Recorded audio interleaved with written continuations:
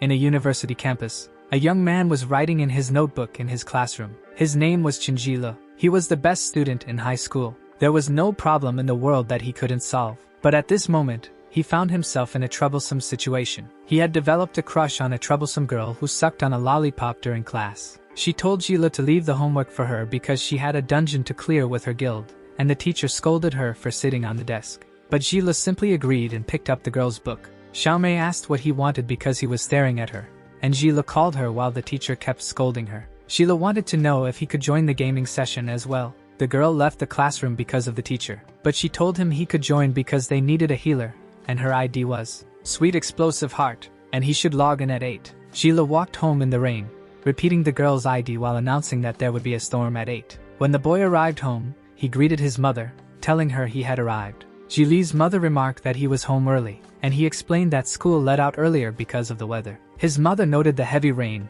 and told him to rest since dinner would soon be ready. Sheila asked if there was any package for him, and his mother confirmed, saying she had left it in the hallway. Turning around, Sheila looked toward the hallway. He saw a box labeled Cosmos in front of him. His mother asked if he was finally starting to play games, noting she had always told him to relax a bit. She reminded him to come down for dinner, but her son had already gone upstairs. She then deduced he was in a hurry and probably wanted to play with someone, likely a girl. The rain poured heavily outside, accompanied by thunder. Sheila opened the gaming console box. He remarked that it was Cosmos, the most immersive online virtual reality game. The headset allowed access to the nervous system, providing a realistic gaming experience. Sheila reflected that it was ironic to start gaming now and thought Xiaomei must already be very strong. But he reassured himself, saying it wouldn't be hard for him, and then he received a new message. Xiaomei told him to hurry and log in because she had been waiting a long time. Sheila plugged the Cosmos console into the power outlet. Then he placed the headset on his head like a normal helmet. He reflected that this would be his first official date. He connected to the Cosmos gaming world.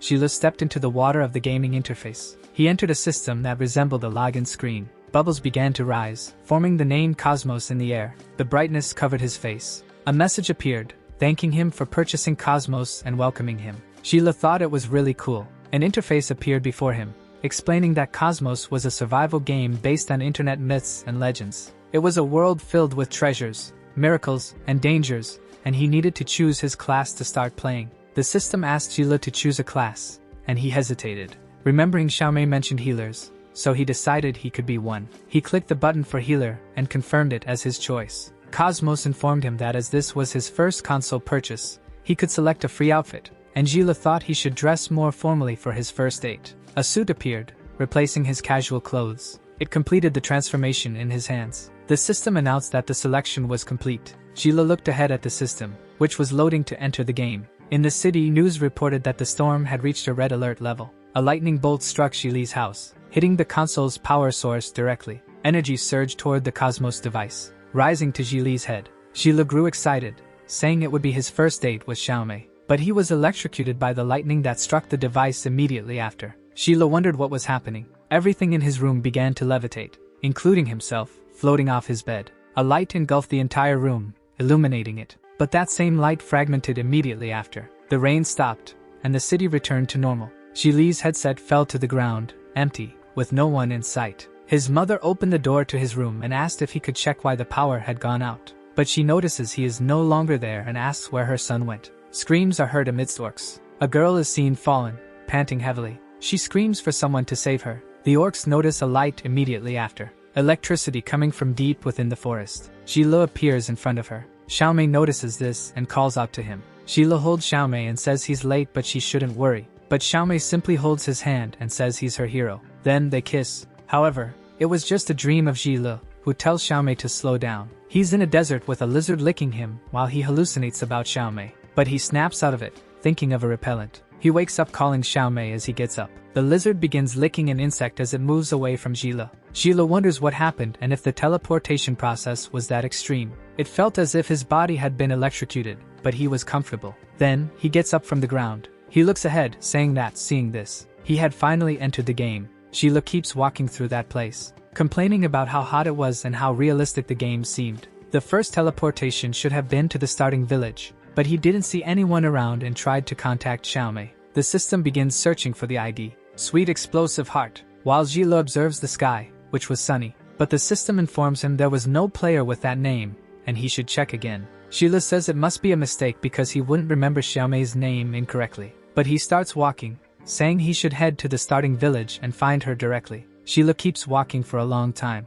His face was tired and panting as he used his jacket to shield himself from the sun. Meanwhile, the Cosmos map displays his current location. Sheila wonders if he made a mistake, or if there wasn't a starting village in that area. He asks himself what kind of hell he was in. The system begins contacting the game customizer at 20%, then increasing to 60%. Sweat drips from Jili's face, falling even from his hands. But the system says he's in an area they cannot reach. The boy panics, saying he can't connect to the customization system and that something must be wrong, because in this kind of weather, he would lose 900 milliliters of sweat per hour. Thus, dehydration was only a matter of time. Therefore, he didn't want to play this game anymore. He says he didn't expect the game to be so difficult but thinks he should exit now and explain it later. However, the game says he cannot leave that area. Sheila is startled by this, trying to press the exit button again and asking if they were joking with him. But every attempt results in the same outcome, being unable to leave the game. The boy asks what it means to be unable to leave the game, and wonders if he's trapped in that game forever. But the system says he has a mission, surprising the boy. His mission is to survive, with an infinite duration and no rewards or penalties. Sheila kneels and screams that he only wanted to play with Xiaomei but is now trapped there. He hits the ground, cursing the game, saying that no matter how much he tries, he can't leave the game or contact anyone, wondering if he will be trapped there forever. 8 hours later, he still couldn't believe he was trapped there. Time passed, and he accepted the fact that he couldn't leave and discovered this game imitates reality. The heat and dehydration were entirely real, and if it continued, he would meet the heavens. However, he wanted to survive, so he needed to find a source of potable water. He picks up a rock from the ground, saying that in a survival show, it was mentioned about limestone, which is often found near springs. His eyes start to shine after realizing this. That area had tons of limestone, so there must be water nearby. The boy sets out to find it, heading toward the water. But a wolf was sniffing its way toward him, thirsty for its new prey. Sheila holds onto a rock, praying his judgment isn't wrong. Then, he hears the sound of a drop falling, coming from a water source inside a cave. Sheila maintains a thirsty expression as he looks at the water. He wets his dry lips, and dives toward the water, reaching his hand as far as he can, plunging his face into the water source, drinking it immediately. Sheila reflects that it was refreshing and how good it felt to be alive. But a wolf was approaching the cave, looking hungrily inside, searching for its prey. Sheila lies down beside the water source. He says the water problem is solved, but he still cannot leave the area. Then, he sits on the cave floor. He mentions that, being a game, there should be a notification on how to exit the desert, but he only sees the system displaying a map and showing his current location. The system informs him that the map function only shows explored areas, and Sheila acknowledges it wouldn't be easy. Still, he decides to check his stats first, finding all his attributes at level 1, including his healing skill. Sheila remarks that his stats are low and he has no offensive abilities, so if he encounters monsters, he would only be able to run. He wonders if he could acquire new abilities. Then, he decides to check his equipment, opening a starter pack. He clicks the open button, and the equipment appears out of nowhere. Sheila is surprised that the healer starter pack includes a sword. For safety, he decides to equip everything, putting on the gloves and sheathing the sword. Sheila quickly moves to the side, swinging his sword and slicing the air. He works on his footing, shifting his stance, swinging the sword downward. Then, he assumes a combat stance facing the cave entrance. Sheila takes a deep breath. He pivots on his foot, cutting a rock inside the cave next to him. The boy says the impact and sharpness of the sword feel real. However, a durability notification pops up, reminding him it's all just a game. Shili's stomach growls loudly. He reflects that he has no information, but he must find food, otherwise, hunger might lead him to the afterlife. A growl from the depths of the cave catches Shili's attention. He wonders what that sound was. Turning around, he looks for its source. He approaches the back of the cave and realizes it's much larger than he initially thought. Sheila reflects that he was so relieved to find water that he forgot to explore this place further. A bone rolls across the floor. Sheila jumps at the sight of the bone, keeping his eyes on it. He sees hundreds of skeletons before him. The boy wonders if they are animal bones. He picks up a bone from the ground. Holding it, he notices numerous bite marks on it. He reflects that this kind of bite mark was described in school textbooks. But he panics, exclaiming that it can't be. He runs, shouting that he needs to get out of there. At that moment, the wolf charges at him, trying to bite Shili's head. The boy is terrified, facing the prospect of death. However, he dodges the wolf, ducking and rolling to the side. He steadies himself, standing face to face with the wolf. Observing that it's a desert wolf with high stamina, capable of traveling 10 kilometers per hour and, in extreme heat, up to 15 kilometers. It's known for reaching speeds of 65 kilometers per hour when chasing prey. Its attack is a bite with a force of 200 kilograms, with a weakness under its belly, and it is 3 levels higher than him. Sheila grips his arm, stating that this place is full of monsters. Because when the wolf attacked, its speed was far superior to his. There's no way to escape by running. So, he unsheathes his sword, drawing the sword to face the wolf. He says that if he loses, he'll meet the afterlife. When Jilo was a high school freshman, he was the captain of the Typhoon Kendo Club, swinging his sword, moving the wooden blade up and down while counting 1 and 2. That dojo was filled with trophies. Jilo was the youngest 6th Dan practitioner in City Z, but he learned Kendo at a young age, because his mother was a huge fan. She was crazy about a star from City J, Musi Yunya. She signed him up for Kendo lessons, forcing him to learn. For Jilo, however, his reasons for doing Kendo were much simpler. He just wanted to wear cool outfits. He started participating but realized it wasn't as easy as he had imagined. Because when his opponent stood in front of him, everything went silent, and he could even hear his own heartbeat. An unfamiliar fear began to emerge within him, making his movements erratic and slow. The source of that fear was simply his own weakness, leading to his defeat. The only way to grow stronger was to keep practicing. No matter the weather, time, or day, he continued training, using all his free time to practice, repeating the same actions. But he was defeated. He managed to get injured but never stopped practicing or swinging his sword. As a result, he received an award, because eventually, he became the youngest 6th Dan practitioner and never stopped training. In this world, the strong survive, and the weak are devoured. The wolf charges at Shila, who reflects that one can never know how strong or terrifying the next opponent will be. He prepares his sword for a strike. Noticing that, at that moment, it was his perfect chance. He slashes at the wolf, shouting for it not to look down on him. However, the sword bounces back after hitting the wolf's skin. Shili's hand trembles, and he wonders what just happened. Meanwhile, the wolf looks back, enraged. It strikes Shili's abdomen with its tail, injuring him further. Then, it hurls Shilu against the cave wall. Shilu collapses to the ground, panting heavily. He wonders what's happening and why his attacks aren't dealing any damage. His attacks were ineffective and couldn't pierce the wolf's defense, though its weakness was under its belly. Shilu questions whether his strikes truly have no effect.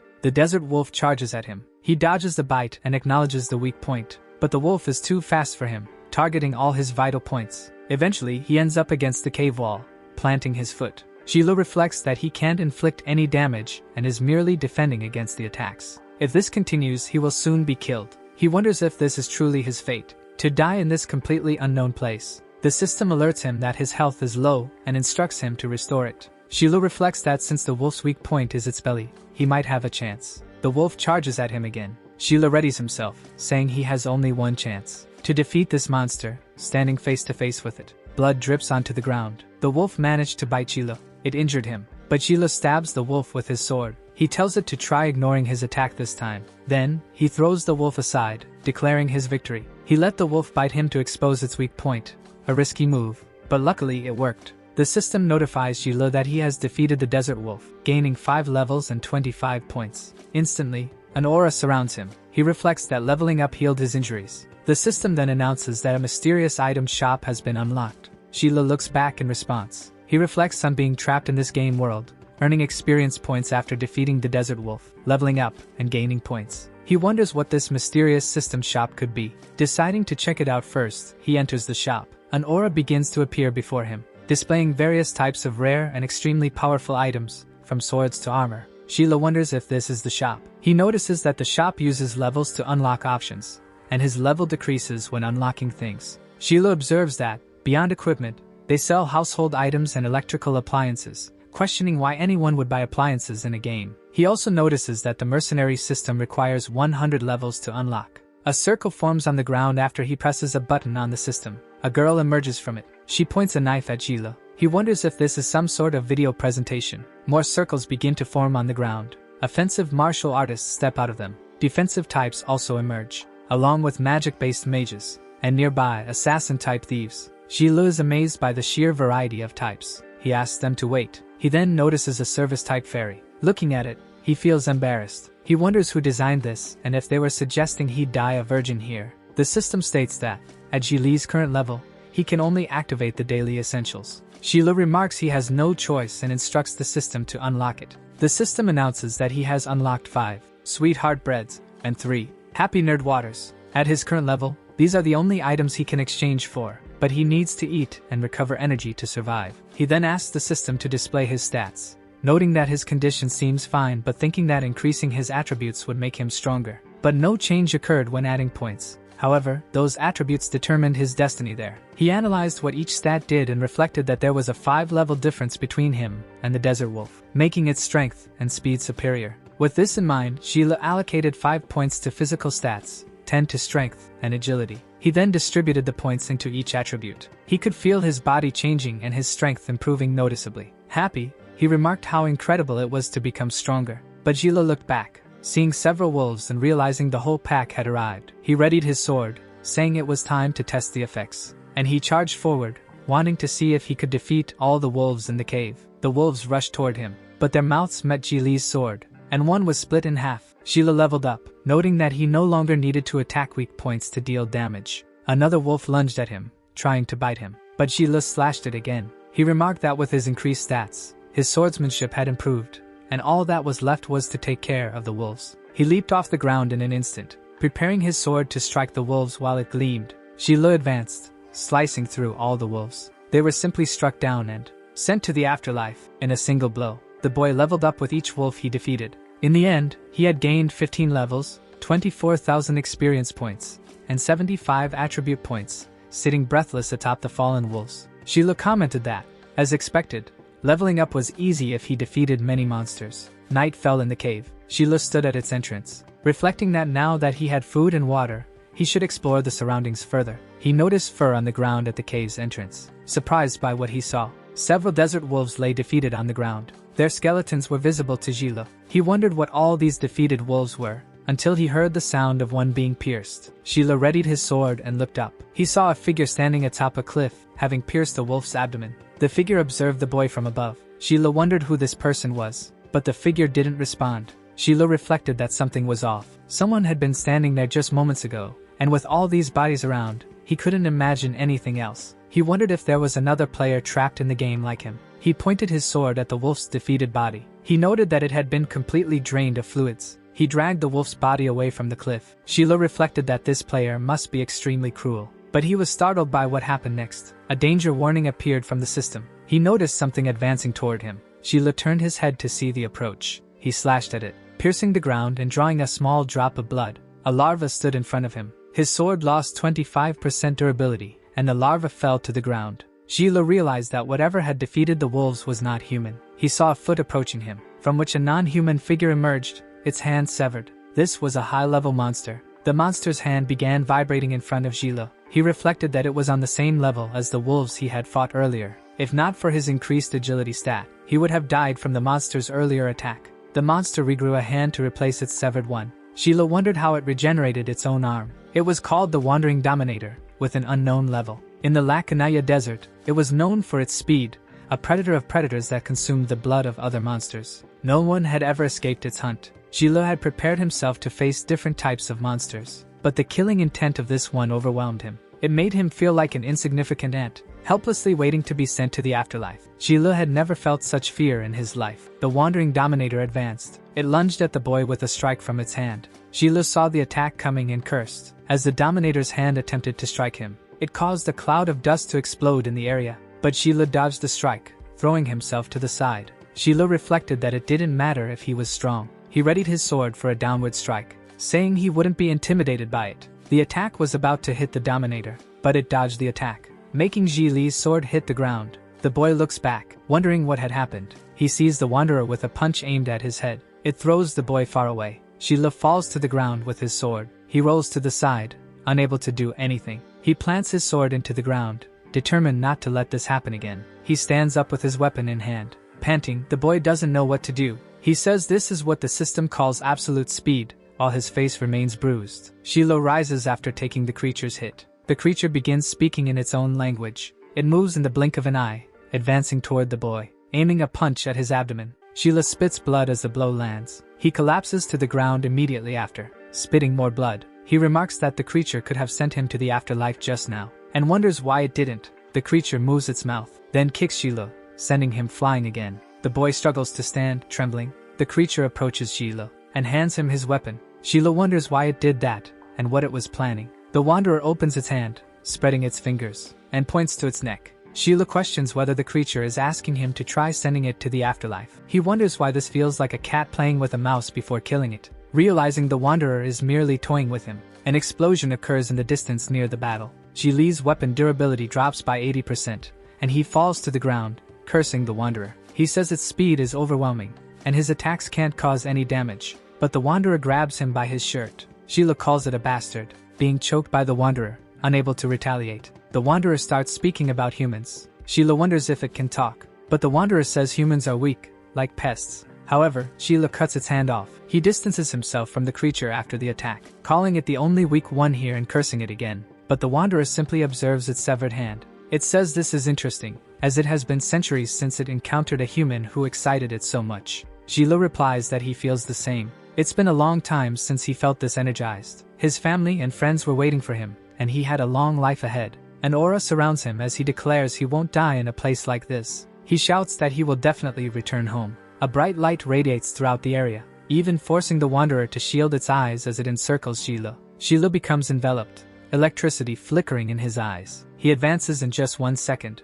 His hair begins to float in the air. His extraordinary fighting spirit had awakened a divine blessing. All his attributes increased by 100, enhancing his strength, agility, attack power, and stamina. Sheila prepares his sword, now surrounded by black lightning. The wanderer remarks that this looks more entertaining and invites the human to approach. It is startled when it sees the protagonist advancing without warning, and is struck by Li's sword blow to its chest. Blood spills from the wanderer, who had seemed invincible to Sheila. Sheila observes it with a murderous glare. He delivers multiple slashes to the creature's chest, fury written all over his face. A notification states that the weapon's durability has reached 0, and Li's sword is destroyed. But he tosses it aside immediately, then delivers an uppercut to the wanderer's chin, sending it flying a great distance with ease. Sheila declares he will use it to gain more experience and grow stronger. He approaches the wanderer, as smoke clears from his field of vision, revealing that the wanderer had disappeared from the area. But the same wanderer reappears behind the boy,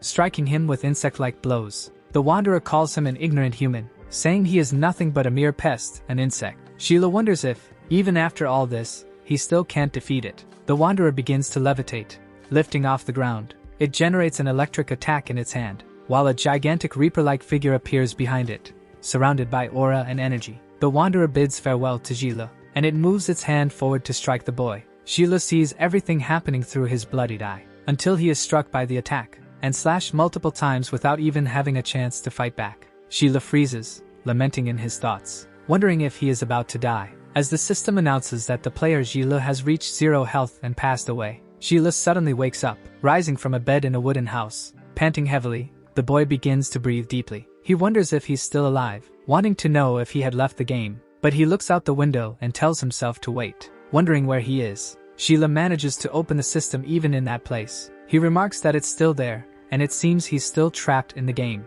However, he recalls being killed by the monster, and wonders why he's lying there, unharmed. He examines his body for injuries but finds none and questions what's going on. The door opens, and a female foot steps into the room. A red-haired girl appears, holding a blade. She tells Sheila he's finally awake. Both fall silent as she catches him lifting his shirt. Sheila waves at her, explaining that he had just woken up. The girl shouts for her grandfather, Wu Bulei, announcing that the boy has awakened, before rushing out of the room. Sheila wonders what's happening and whether he's in the starter village. But an old man with scarred arms enters, plucking a leaf from the ground. He gathers the leaves as he walks forward, shouting about what the boy just said. The girl asks Sheila if he had died. Sheila confirms, explaining that his body was completely pierced and wonders how he ended up there. The girl reveals that her grandfather, Wu Bulei, found him while out hunting. She explains that Sheila was on the brink of death but had a sliver of life left. Wu Bulei declares that this is not a starter village in a game, and they are not NPCs or anything like what Sheila mentioned. Sheila reflects that it makes no sense because this is definitely the game world, and something isn't right here. He has a sudden realization and tells himself to wait. Pointing forward, he asks them to look at the system, but both grandfather and granddaughter simply stare at him. Sheila explains that this is the game's status menu, mission list, and equipment screen, and he can even view the map. The girl asks her grandfather if the monster hit Li's head too hard, causing him to go crazy, and the old man agrees. Sheila reflects that he still can't access the game's menu or find Xiao Mei after searching, leaving him disconnected from the outside world. Frustrated, he wonders how he can leave this place, shouting that he just wants to go home. But Wu Bulei tells him he cannot leave, because anyone who enters the Latanea desert is cursed to remain there forever. He explains that the desert is vast, and while one might think they could find a way out, there is no exit. The girl recounts how years ago, she and her grandfather traveled to the Argama continent to slay a dragon but encountered a storm. When they woke up, they were here. Her grandfather said this was the legendary Latanea desert, capable of trapping even gods. The only way to gain freedom is to locate the palace of the god Kebli, as this desert is a dungeon with no exit. Many people have sought a way out of Kebli's palace, but most never returned alive. Afterward, people accepted their fates and stopped searching, choosing to live here rather than risk death. Sheila stares ahead with determination. But Wu Bulei places a hand on his shoulder and tells him that every year, new people arrive here, yet no one has found a way out. He advises the boy to accept his reality, saying it would be better for him, and that his granddaughter Sally would take him to explore the city after he rests a bit. Sheila reflects that he is inside the game, and this feels like a manga or an isekai of this genre. But a system notification announces that he has received a new mission. The mission states, "Avenge the departure of the god Kebli," and asks him to accept it. The task requires him to gain the protection of the god Kebli and remove his seal. The condition is to locate the palace of the god Kebli in the Latanea desert and defeat the monster Nabis to free him. And the reward was the key to unlocking the seal of the Latanea desert. In an open grassy field, Sheila reflects that he doesn't know how he ended up there, but now he finally found a way to leave. He needs to locate the palace of the god Kebli and defeat the monster Nabis. After that, he'll finally be able to leave this place. Sally calls out Sheila's name. Sheila stands up and looks at the girl standing near a tree. Sally asks what he's doing there, and says she's been looking for him everywhere. Sheila apologizes and explains he just wanted to be alone, so he decided to take a walk. Then, he looks ahead, pointing and asking if that's the Latanea desert. The girl nods, saying it's part of it. However, she explains that their city is now surrounded by the Latanea desert, which stretches endlessly in all directions. Sheila looks around him. He wonders how he's supposed to find the palace of the god Kebli, and Sally asks if he's really going to try. Sheila reflects that yes, he has to leave this place, no matter what. Sally says there is no palace. It's just a rumor, and he'll die if he doesn't quit. But Sheila starts walking, ignoring her. He says he's already died once, so he must find the god's palace to return home. He tells Sally to come back to the city with him. Sally walks alongside Sheila calmly, asking if he's really going to search for the palace. Sheila simply nods. The girl continues, saying the desert is full of strong monsters, and even her grandfather couldn't defeat them all. Sheila tells her he's strong enough, so she shouldn't worry. But something strikes both of them, with multiple slashes raining down from above. Sheila sees everything through his eyes. They are hit by an explosion, destroying the ground beneath them. Several people approach them. A group of well-dressed individuals. The leader of the group says the prey has taken the bait. Sheila shields his face with his elbow and asks what's going on. He observes the people standing there, noticing that Sally has been hit and is sitting on the ground. The leader of the men says she used a flame cage to block their blades, and greets Sally again. Sally asks why Boban is there again. Sheila questions what's happening and why they're attacking him. Sally explains that there's something scarier than the monsters, bandits, because they don't hunt in the desert, they rob other people instead. They're a group of horrible individuals who hunt humans to survive, and Boban laughs, holding two dark blades, one in each hand.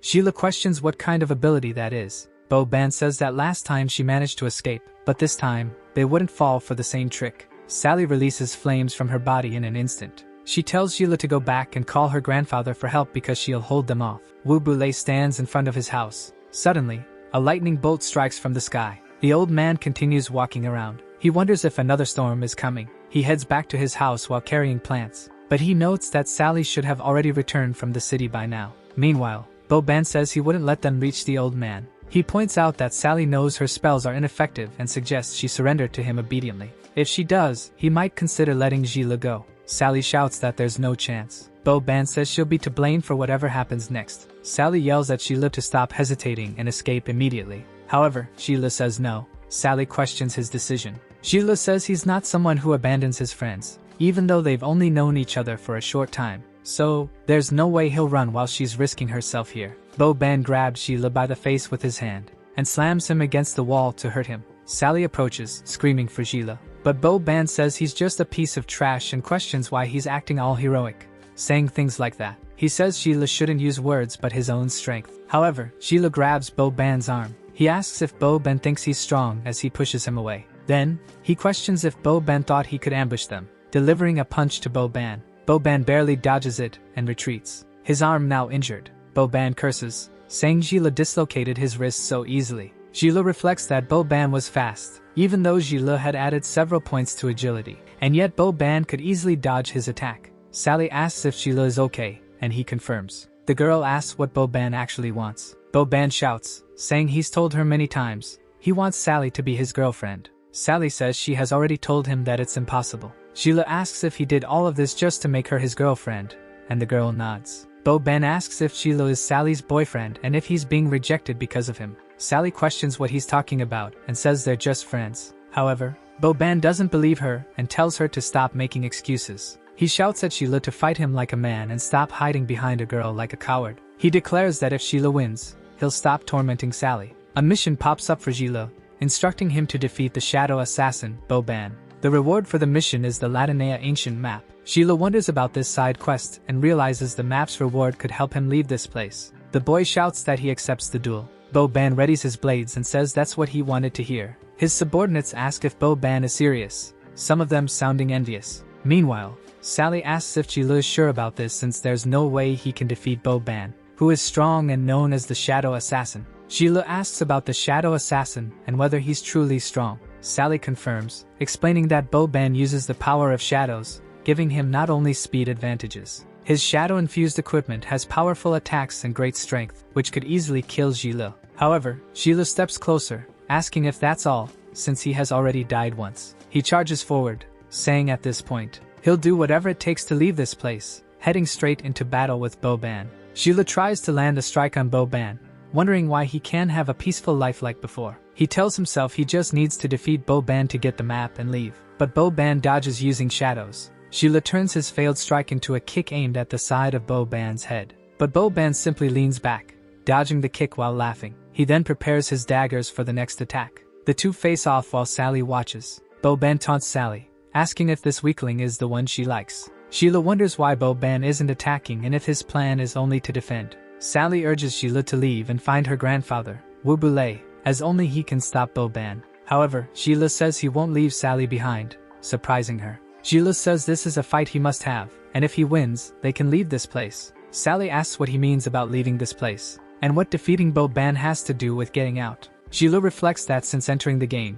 nothing has made sense. He can't log out, has died and revived, and now must defeat Bo-ban. Everything from the start seemed to be leading to this specific event. Bo-ban calls Gila's attention, throwing his weapons to the ground to pin them there. He tells Gila to stop daydreaming in the middle of a fight, asking if he's scared, because it's too late for that now. Gila asks why he would be scared of a coward who doesn't even dare to attack. Bo-ban says he doesn't want to attack someone weak who is unarmed. Since this is a fight between two men, it should be fair, he says, picking up a sword from the ground. He tosses the sword toward Gila. The sword spins in the air until it reaches its target. Gila simply catches it in his hand without hesitation. Bo-ban says he doesn't want Sally or his subordinates thinking he's bullying someone. Bo-ban's subordinates remark that he's finally getting serious. Meanwhile, Sally stays silent, watching the confrontation. Gila says he didn't expect Bo-ban to fight fairly, considering the previous sneak attacks. Bo-ban replies that those weren't sneak attacks but instinctive reactions, and Gila just agrees.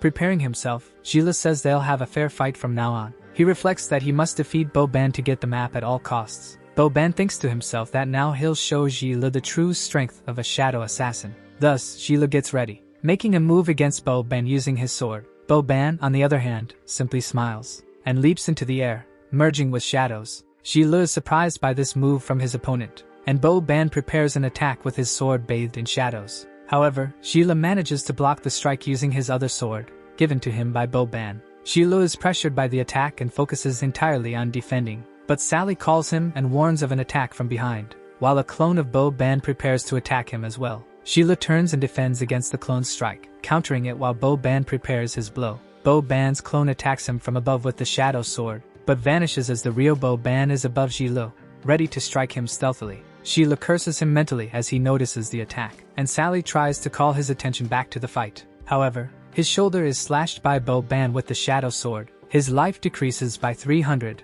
leaving only 700, and if it drops below 300, the mission will automatically fail. Bo-ban retreats and tells Gila to just give up, because he couldn't defeat him. Gila, however, stands up, saying he couldn't give up, as the system asks if he wants to heal the wound using his abilities. The young man looks at the screen, amazed. Then he says yes. Thus, his life is restored, regaining 100 points and stopping the bleeding. Boban's subordinates comment that he's a healer and question whether a healer had really tried to fight a shadow assassin. Boban tells him to leave Sally and flee because a healer couldn't fight him. Sheila asks if he's afraid of being defeated by a healer and humiliated in front of Sally. Boban gets angry and questions what he just said. Thus, Sheila prepares his sword and tells him to shut up and come at him. Boban prepares his shadows and warns that he will now show his true power as a shadow assassin, creating several shadow clones to attack Sheila. Sheila wonders if that bastard had split into 3, because it seemed shadow assassins divided into clones for combat. And when he attacked before, the clone went first, but Boban's main attack came from behind,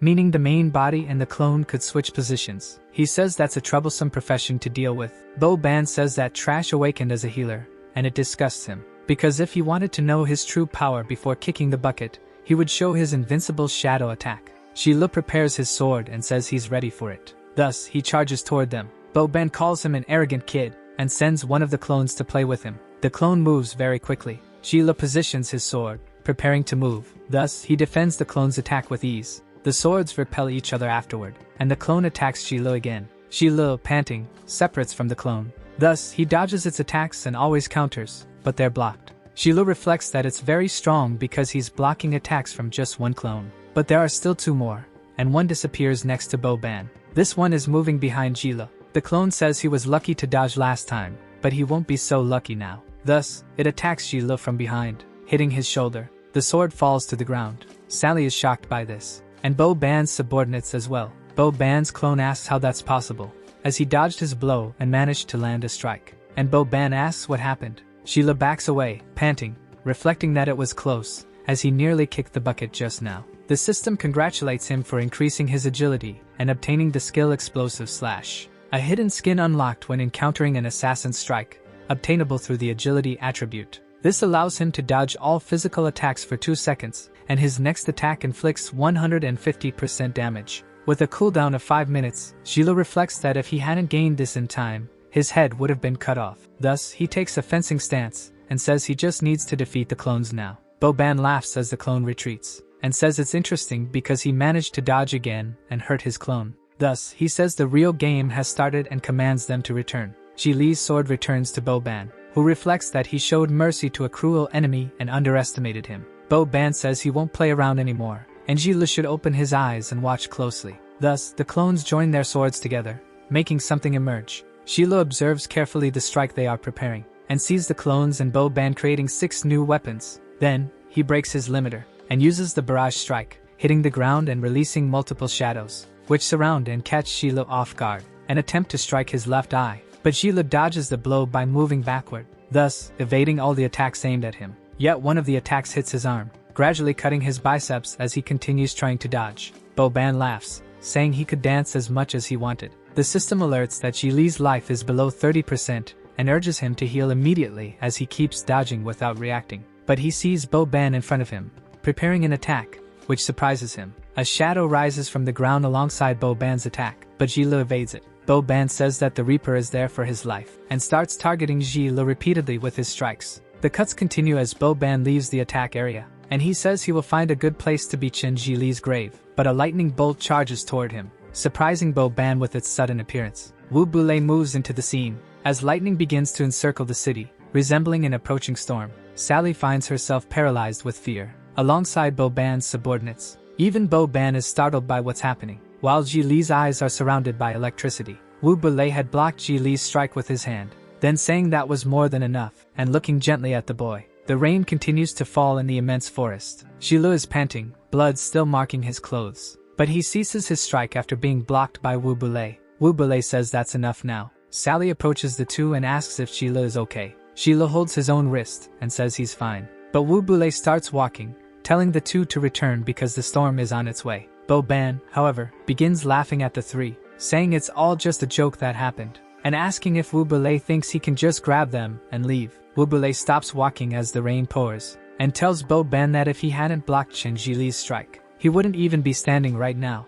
Bo Ban wonders if he's lying while recalling the sensation, telling the old man to stop talking nonsense because Jilo is just a rookie awakened and couldn't possibly have the ability to defeat him, and if he hadn't interfered. Bo Ban screams, saying he would have sent Jilo to the afterlife. But Jili's mission is completed, earning him 15,000 experience points, the map, and a hidden key. Jilo asks if the system judged that as his victory, but Wu Bule covers Sally, and says they need to leave before the storm arrives. Bo Ban's subordinates tell him they should leave as well because staying trapped in the storm would be their end. Bo Ban shouts for Jilo to come back because their fight isn't over yet, and yells for him to return and fight, while his subordinates hold him back. Jilo looks back, impressed by Bo Ban. Wu Bule tells him to go, as the storm will arrive in a second, and Jilo says he's going. At home, Sally tells Jilo to stop moving, saying he needs to stay still and hold on, because she can't properly use medicine if he keeps moving like that. Jilo apologizes for causing trouble like this, but Sally says she didn't expect him to be so strong.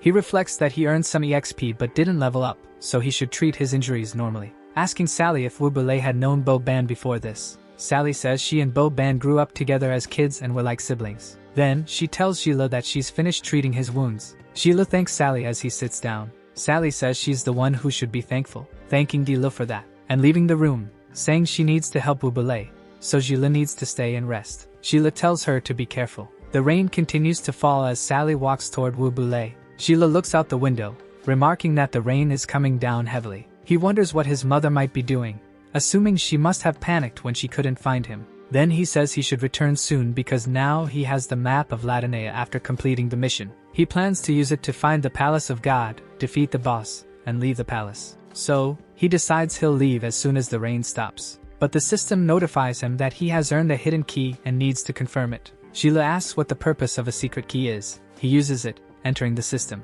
The system explains that during battles, there can be various treasures based on color rarities, and this key can be used to open a chest automatically. He picks up the key and remarks that after this battle, he received a random treasure, which is interesting. He then grabs the cloak on the bed. Putting it on, he says he'll leave this place soon. However, Wu Bule arrives in the room. Jilo greets him as Grandpa Wu Bule and says he's back. Wu Bule says he couldn't come earlier due to the rain, and had to protect the crops. Jilo assures him it's fine, and Wu Bule asks about his injuries. The young man tells him not to worry, as they are just small cuts and bruises that will heal in a few days. Wu Bule says that's good to hear since he didn't expect Jilo to defeat Bo Ban, the strongest assassin in the village. Jilo says he was underestimated but admits he might not have won. Wu Bule explains that he knew about Bo Ban's abilities and that combat isn't just about strength. Willpower and spirit play a crucial role. He adds that Jili's victory wasn't merely fate or coincidence. Jilo asks Wu Bule how Bo Ban turned out this way if he and Sally grew up together.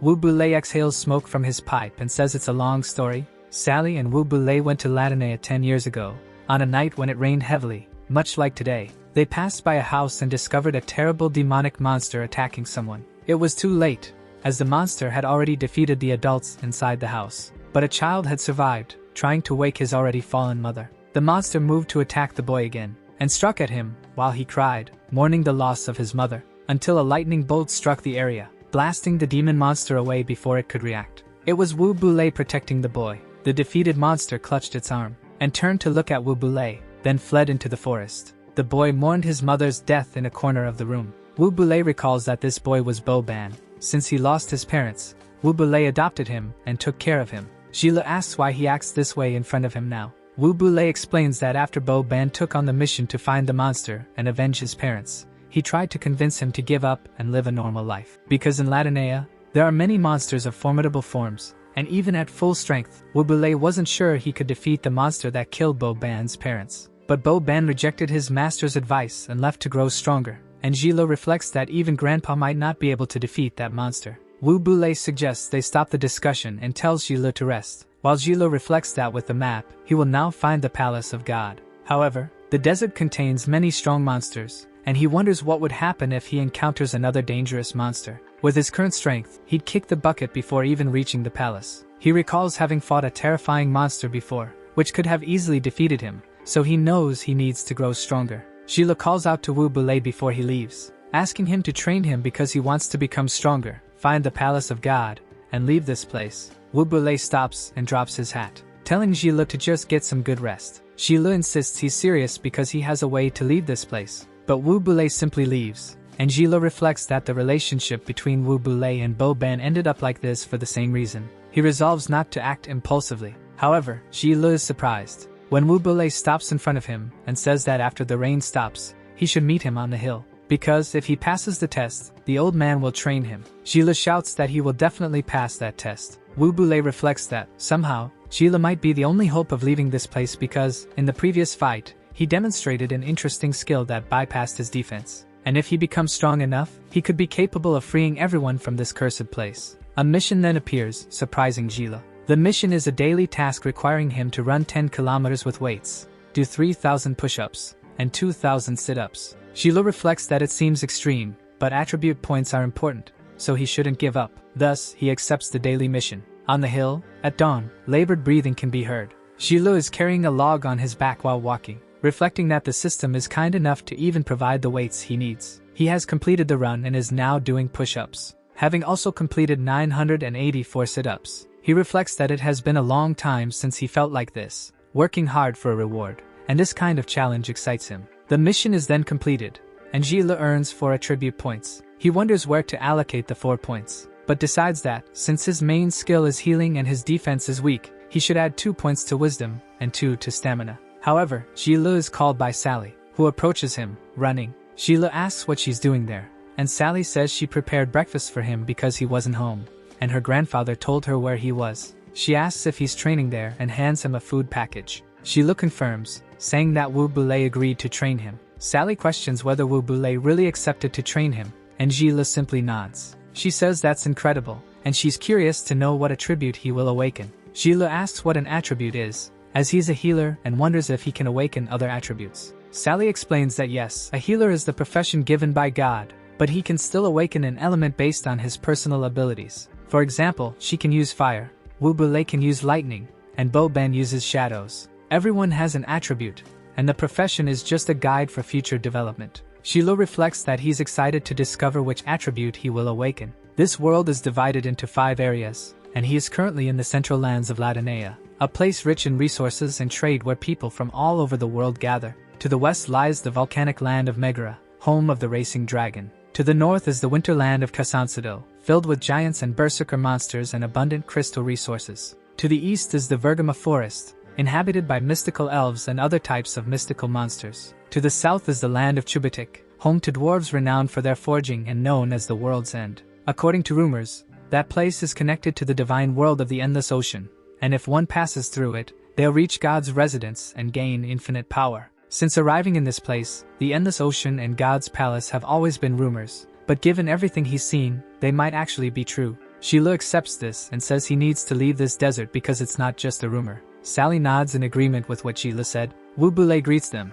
saying he didn't expect them to arrive so early, and Sally gets up to greet her grandfather. Her grandfather asks if she already confessed to him so quickly, and Sally questions what he's talking about. But Wu Bulei simply observes Gila, and asks if he's ready for his test. Gila agrees and says he's finally ready. Wu Bulei explains that since the beginning, the gods created different races, attributes, and professions, but elements are common among them. Because, in this world, there are things outside that one can see and touch, like elements, which are untouchable. And to grasp an element, one must feel and awaken it. Thus, Wu Bulei brings his hands together, creating various symbols around him. He tells Gila to feel the presence within himself, and sense everything flowing through his body. Wu Bulei draws lightning emanating from his body by simply placing his hand on the ground. Wu Bulei says the magic circle will teleport him to monsters somewhere in the desert, and he had gone to that area while hunting. Drawing a sword from his back, Wu Bulei says it is Ozil, which has accompanied him for many years. He explains that, in 3 days, the teleport gate will open, and Gila must use the sword to defeat the Beast King and bring back its head to pass the test. However, he must awaken his elemental power to unleash the full potential of the sword. Only then will he be able to defeat the Beast King. Once he enters the dungeon, there will be no way to bring him back, so this is the moment for him to quit if he chooses. Gila smirks. He grips the sword and says he won't give up, because he will return with the Beast King's head. The dungeon mission activates, tasking him with bringing the Beast King's head, and Gila must accept it. Gila confirms his participation in the mission. The system notifies him that the mission is in progress, lasting 72 hours. He is then transported through a teleportation portal. Wu Bulei reflects that the monsters have strong defenses and only elemental powers can defeat the Beast King, so Gila must quickly discover the path to awakening. Gila finally arrives at the location as lightning descends. He finds himself in a rocky area, and wonders if this is the dungeon. The area is black in color, and the sky has no light at all. He notices a foul stench lingering in the air as well. But that doesn't matter because his mission is to find monsters. At his current level, defeating the boss would be difficult, so he needs to defeat smaller monsters first to level up. A black light appears in the sky behind Gila, and he says he's going to do this. Suddenly, a green attack attempts to strike his head, but Gila dodges it. He wonders if he's already been discovered. Looking closer, he sees what it is. A monster opens its wings and stands before him, revealing itself to be a Dotem, level 20, one of the most mysterious monsters in Latinea. Gila reflects that he hasn't awakened his elemental power but can still use the sword because its power depends on how he wields it. He draws the sword, stating that he wants to see how strong he truly is. With every battle, his combat experience grows, so he charges at the beast, reflecting that by now, he's no longer a weak beginner. The Dotem releases some form of energy to block Gila, but Gila reflects that it doesn't matter which monster he's fighting. He no longer feels fear or hesitation because his fighting spirit drives him forward. He just needs to defeat monsters to gain experience and grow stronger. Thus, he slashes the Dotem's tentacles,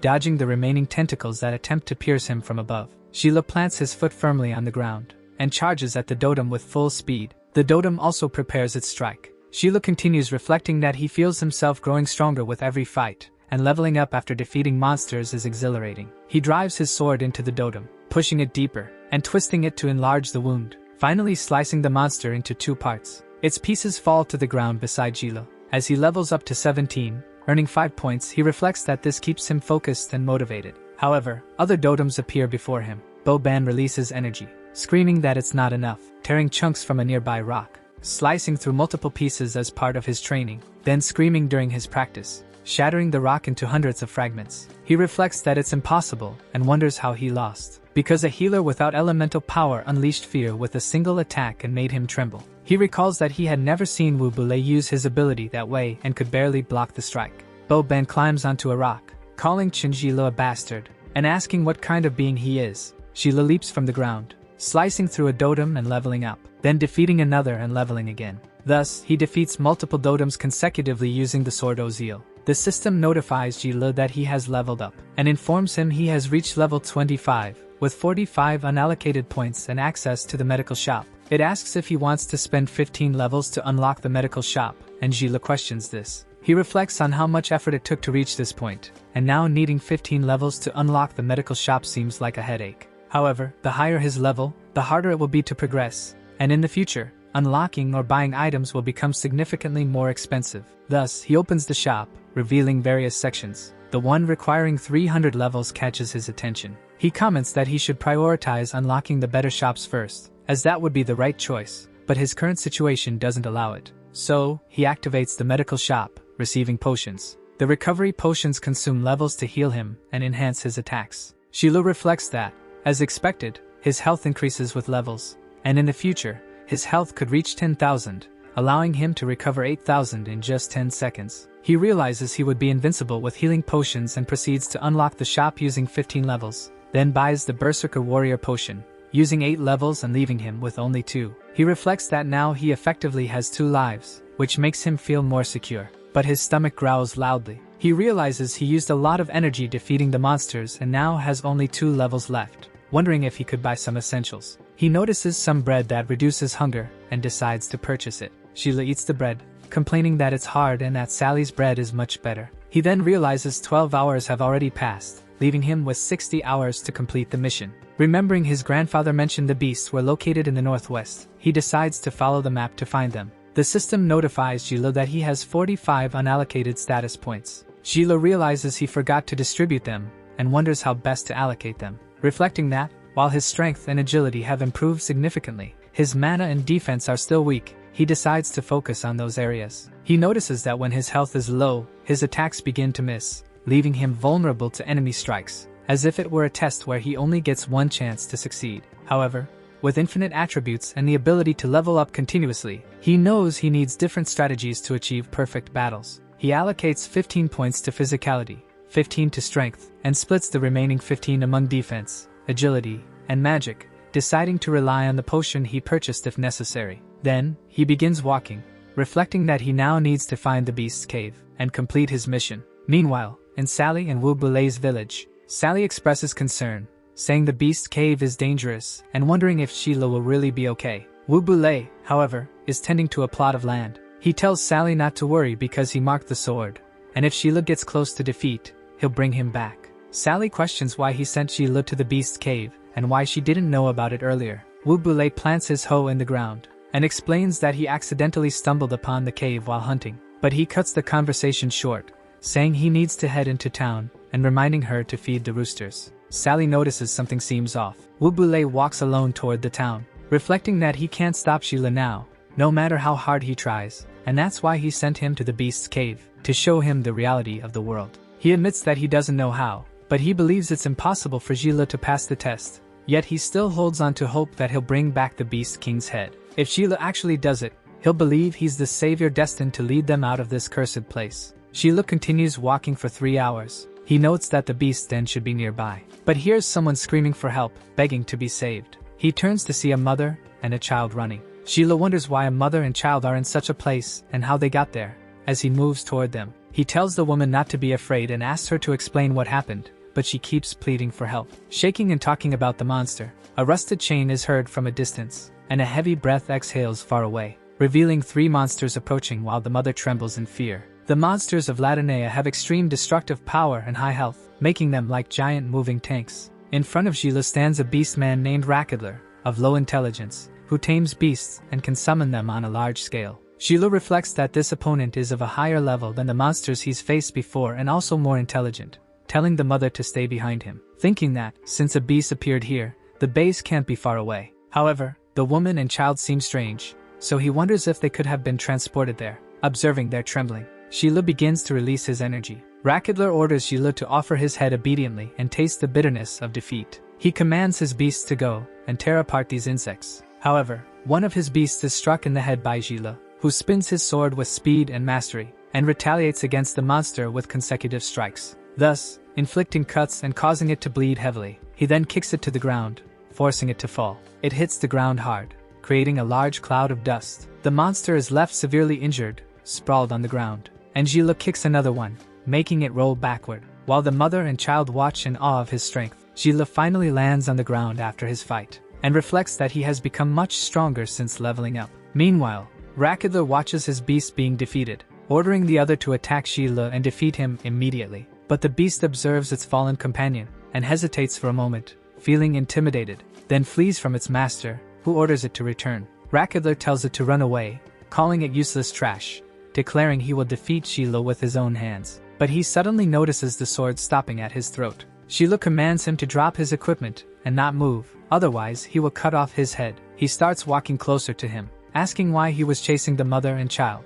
Rakadler calls Sheila a mere human and says he is a servant of God, warning that if Sheila kills him, he will be cursed by God. But Sheila disregards this and slashes his face, injuring his left eye. Sheila tells him it will be worse next time, demanding to know where the beast's base is located. Rakadler points toward a mountain, saying it is beyond there. Sheila reflects that Rakadler doesn't seem to be lying, as the location matches the system's description of a mountain of black rocks. However, amidst the chaos, the beastman seizes an opportunity, charging toward the mother and child, declaring to Sheila that if he wants to protect these 2 insects, he should watch as he defeats them and drinks their blood, claiming that this is his true strength. With no time to waste, Sheila moves swiftly, kicking Rakadler in the head, while another figure, radiating a yellow aura, reacts simultaneously. Rakadler is confused about who he should defend against, and realizes this may be his end, as he is struck by both kicks, flying backward from the impact, and crashing to the ground after being hit by both blows. Sheila looks at the man, wondering who he is. The man comments that Sheila has very impressive moves. After some time, Sheila asks the man who they are and how they ended up there. The man explains that 3 days ago, he and his companions were brought to this place and, amidst the chaos, were captured. He followed them to find his group and eventually encountered Sheila, introducing himself as Jas, a warrior, and extending his hand. One of his companions is Philorga, an assassin, and Rachel, a healer. Sheila introduces himself as Chinjila but says they can simply call him Sheila. Jas asks if Sheila knows how they were brought to this place. Sheila replies that he doesn't, but that Rakadler might know something, while the beastman curses the humans for their ambush, reflecting that sooner or later, he will defeat them all, but notices the humans approaching and questions what they want. saying they are mere insects meant to be food and cannot disrespect God. Sheila calls him by name, making the beastman question how he knows it. But Sheila continues, saying he has many questions for him, and if he doesn't want to die, he should answer honestly. Rakadler begs, claiming he has told the truth and they should believe him. However, Sheila tells him he already knew everything he said. Rakadler explains that he is a low-ranking member of the tribe and knows little, but that God has captured them as food, and he is simply following orders. Sheila notices thunder roaring in the distance, and all the adventurers are astonished by it. In the city of Delk, someone questions whether Wu Bulei has gone mad. They remark that it's been many years and wonder if he truly believes the rumors. Even if they find the palace, they won't know what to do afterward. This man is Hicks, a wind mage, who states he cannot defeat the monsters and says it's unwise to trust in a boy without elemental mastery. Hicks warns Wu Bulei of the consequences of angering God, saying the entire village will be in danger, and that they should have simply sent the boy to his end in the beast's den. Thus, he would reflect on his prayer and beg for forgiveness. Wu Bulei says it's a joke because Hicks' God allows him to torture everyone like worms and treat them as such, sacrificing innocent people in exchange for so-called peace while the villagers regard them as heroes. But in reality, he's nothing more than dead weight, living off the sacrifices of the weak. Hicks becomes enraged and asks what Wu Bulei just said, preparing an elemental attack in his left hand, and declaring he will execute Wu Bulei in the name of God. However, Wu Bulei merely uses his thunder shield to block the wind attacks, then manifests thunder in his eyes, and orders Hicks to leave, breaking all his attacks without even moving. Hicks questions what he just witnessed. Wu Bulei apologizes and says he cannot live at the expense of other sacrifices for peace and will use his strength to leave this place, even if it means fighting their so-called god. Hicks prepares another attack, calling Wu Bulei a bastard and telling him not to look down on him. But another hero intervenes, saying that's enough. This surprises Hicks, causing him to stop his action, though he continues cursing Wu Bulei in his mind. Sheila reflects on how they treat people as insects, sending them off to become food for Latinea. As a player, he once thought of this place as just a game, but after meeting Sally, Wu Bulei, and the others, he no longer sees it that way, because everyone here lives as real humans, not mere NPCs, and he can't abandon their fates. Therefore, he must find Kebli's palace and lead them out. Speaking of Kebli, he recalls the legends describing him as one of the strongest Egyptian gods, the incarnation of Ras-Hen, and wonders about the power of a sealed god. He reflects that this place and Kebli's palace lie in different directions but wonders what is being guarded there. Perhaps another sealed god resides there, but his thoughts are interrupted by Joss, who says everyone is ready. Joss asks if they can head to the Beast Space Center now. Sheila nods. As they walk, he reflects that he doesn't know what kind of monsters they might encounter on the way to the Beast Space. But the place feels relatively safe, with everyone in the group interacting while Rakadler is tied up. Joss mentions that Rachel, being a healer, can create a barrier to enhance elemental power damage and will stay behind to protect them. Rachel reassures them not to worry, promising to keep everyone safe until they return. Joss leads them toward the center of the Beast Space. Rakadler begins to warn them, saying that if they go to the Beast Space, they will be eaten by high-level creatures, and later they won't be able to say they weren't warned. Sheila jokes, noting that Rakadler seems more scared of being eaten than they are. Rakadler retorts, asking what he means, declaring he's not a cowardly beast. But Joss yanks the rope sharply, telling him to stop talking and start walking, as Rakadler protests that they're asking for death just by going there and pleads to negotiate instead. Screams of people begging to be saved can be heard. Numerous monsters gather in a room filled with skeletons, while other beastmen carry humans in cages. The beasts kneel before a throne, declaring that this is today's food and asking for orders. Their king simply watches, until a freezing explosion shatters the cage, easily freezing the beastmen, paralyzing dozens of monsters in place due to the frost. A mage introduces himself as Ngam and tells the people not to be afraid, promising to lead them outside, saying he and the other heroes will defeat all the monsters and escort them to safety. Ngam reflects that sending people to their deaths out of greed is unforgivable. He releases energy, declaring that he will make them pay, activating his magic, Storm of Freezing Blades, against the king. The blades continue their trajectory toward the throne, but they are stopped by a barrier in front of it. Ngam is shocked and asks how that happened. However, he begins to levitate, surrounded by green energy, slowly rising into the air and contorting. The people wonder what is happening to him, as Ngam begins emanating strange energy from his mouth. The king finally moves his finger, causing the mage's body to fill with blood, then exploding him into pieces. The heroes accompanying Ngam begin trembling in fear. Standing before the Beast King Sunil, level 85, Joss takes down a monster with his kick. Meanwhile, everyone in the group begins challenging those gigantic beasts, and Gila readies his sword. The beast starts roaring, trying to scare off the group, but it is cut down by Jila wielding his Ozil sword, falling headless in front of Rakadler, who trembles with fear, reflecting that they were incredibly strong, and looks at Jila, noticing that he had grown stronger since the first time they met. Jila merely sheathes his sword while the beast man wonders who he was in the world. The young man reflects that the number of giants was increasing as they got closer to the beastmen's cave, and their levels were higher. Because even though his level had been reset, the amount of experience needed didn't change according to his previous level. And even with the giants giving decent experience, he was leveling up at a slow pace, so he needed to level up. Joss questions if Sheila still wasn't used to the combat power of the giants, since those beasts moved slowly but required immense strength to defeat. However, Sheila was the first who could defeat them without elemental power, and it seemed as if destiny had ordered them to meet. Joss says he admires him, and, if they manage to get out of there, he should consider joining his guild. Sheila asks about the guild, and Joss says his guild was full of beautiful women, and if he joined, he would meet many, but Sheila questions what that meant. However, Filorga interrupts them, asking if Joss wasn't the only one in his guild. Joss gets embarrassed, and asks them to pick up the pace while complaining to Filorga about it, but Filorga points ahead and says that could be the entrance to the beastmen's nest. Sheila and Joss take a moment to observe, seeing a gigantic entrance full of thorns with a blue light illuminating its depths. Sheila turns to ask Rakadler if that was the entrance, but notices the beastman had fled. Joss says he might have run off while they were fighting the giants earlier,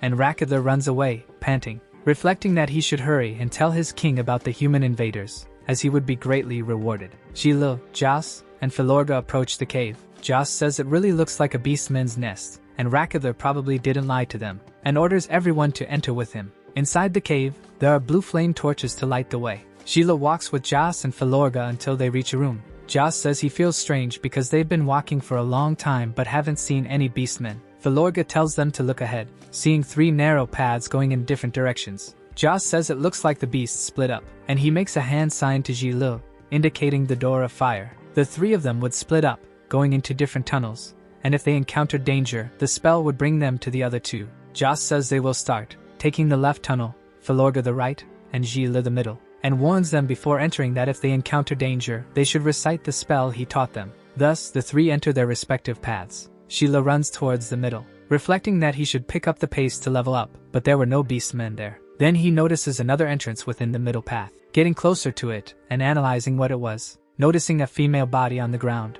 and a beast feeding on it, along with several other beastmen lying there, sprawled on the ground. Those were digging ghouls, with souls abandoned by God, who fear the sun and are level 47, always found in groups and never alone. Sheila grabs his sword and asks what kind of hell that was, seeing hundreds of ghouls coming out of their holes and heading towards him, and screaming to scare and intimidate him. A beastman appears before the king, addressing him as Lord Finir, and tells him that 3 pests had invaded his cave but fell into the trap of splitting up at that moment. Therefore, they would be pulverized by the ghoul demons waiting in the traps. One of the ghouls lunges at Sheila, screaming, and he notices their power wasn't strong, but there were too many of them, so he could gain considerable experience. Thus, he defeats 10 ghouls with his sword strike, earning 20,000 experience, and moves forward to slay 30 more, gaining 60,000, reflecting that defeating them one by one would be tedious and unproductive, since the experience needed to level up had already increased, and he didn't have much time left. He needed to hurry and move past them.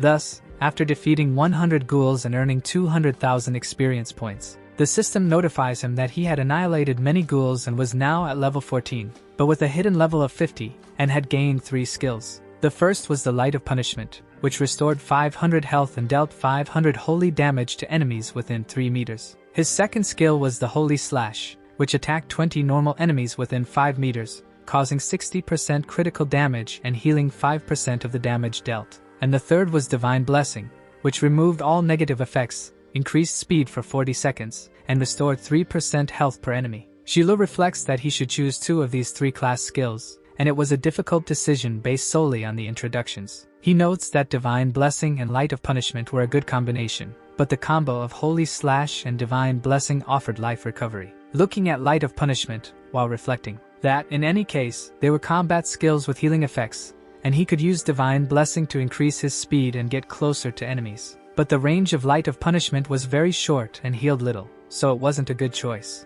Deciding that he would take Divine Blessing and Holy Slash, the system notifies him that he had acquired the specific class skills he chose and gave up on Light of Punishment. Thus, Gila wonders how Jas and Filorga were doing and whether they faced the same problem as him, as there was no effect on his hand, so they should be fine. However, ghouls start emerging from their dens and advancing while growling. Gila moves forward, deciding he would press on. On the other side of the tunnel, the ghouls roared, while Jas stomps his foot on the ground, activating the Hellfire skill, creating a gigantic flame that prevents the ghouls from advancing, and incinerates them as soon as it hits them. Jas braces his leg while surrounding himself with fire energy, but hears the melody of a song, wondering if someone was singing, and with his hand in his pocket, he notices the ghouls turning around to observe a figure that had just arrived, seeing a feminine foot that had been caged, and a woman approaching him, who was singing and getting closer to Jas. Jas shouts, asking if she was the one controlling the ghouls and sending them to attack him, and declares he would turn her to ashes.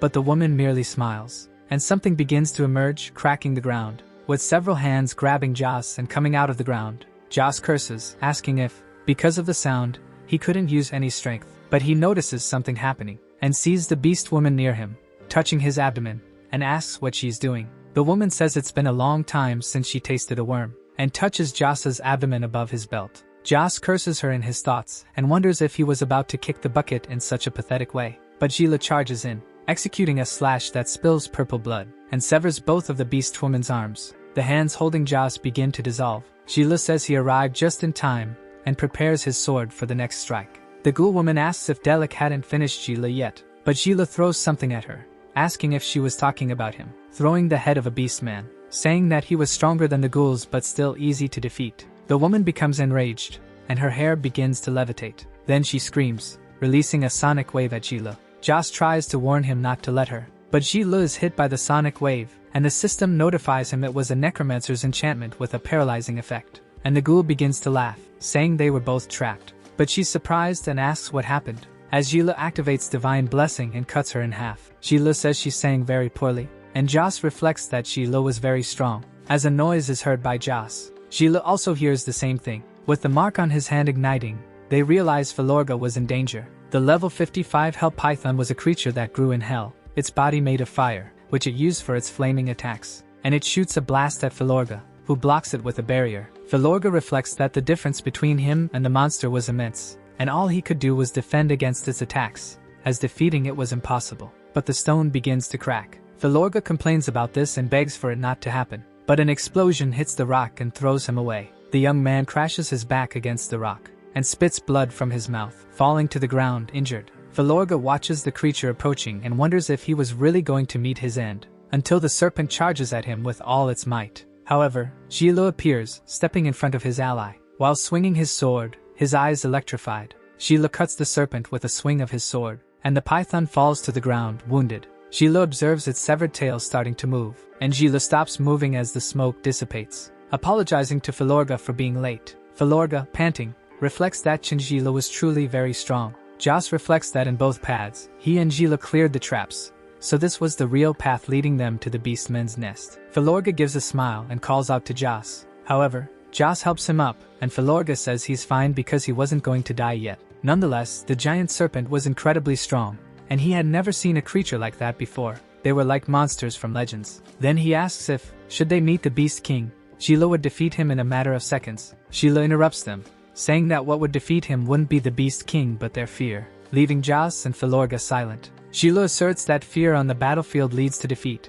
calling it just a simple Beast King, and questions what forces they would face after leaving Latinea, for they should do it for their comrades, and to gain freedom. Until their last breath, they must fight without thinking of giving up. The serpent reemerges from the ground, staring at the three adventurers without moving. Gila shouts for them to fight together. Then Jas and Filorga prepare to fight alongside him. Jas approaches the serpent, shouting that he should be the first, while preparing a kick, calling the python a landworm, and land strikes on its tail. The serpent prepares an energy blast to hit Jas, but Jas dodges with ease, while Filorga reflects that he should prepare to unleash his elemental powers. But he couldn't burn himself again, and now he wanted to give it his all, thus unleashing his move called Buddha's Palm, creating a giant stone hand that advances toward the serpent, and grabs it by the neck, holding it, while Jas calls out to Gila to move forward. Gila sighs as a white energy surrounds him, and jumps from atop a cliff, while holding his sword ready to pierce, leaping toward the gigantic serpent, and piercing the top of its head, causing a small wound in the area of the Ozil's sword.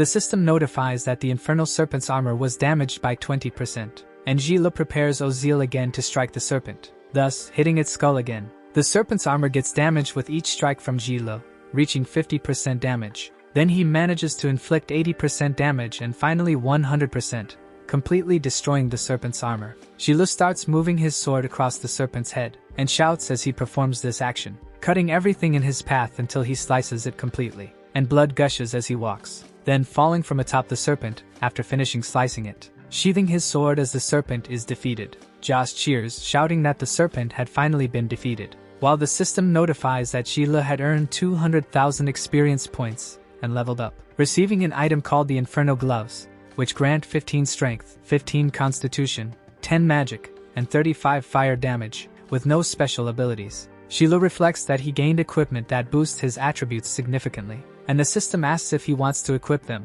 The young man agrees, equipping the Inferno Gloves on his hands. Joss reflects that they had only split up a few hours ago, yet Gila had undergone a tremendous transformation, wondering what on earth had happened, and wanting to know who Gila was in this world. However, a noise is heard at the entrance to the next layer of the cave. Gila, Joss, and Filorga are startled when they hear it, and Rakadler, who had been watching, peeks his head around, looking. Gila and Joss exchange glances, and then both deliver a kick to Rakadler's head. Rakadler has another flash of what would be his funeral, being thrown far away by the two young men. Joss questions if he had delivered himself into their hands. Rakadler says he had just come out, and that his king had activated the traps. Gila wonders about the traps since they hadn't encountered more monsters. Rakadler stands up and says they were lucky to still be alive, but Joss kicks him and tells him to leave, questioning where the Beast King was and declaring that if they didn't take him to the king, he would defeat Rakadler right there. Rakadler then agrees and says he will reveal the path, as the entrance was nearby. Thus, they move forward, and Joss warns him that if he's planning anything suspicious, he will castrate him. Rakadler, however, begins to recite a strange incantation, causing the massive door in front of them to move, opening up to the group of people, and revealing an entrance for the four of them.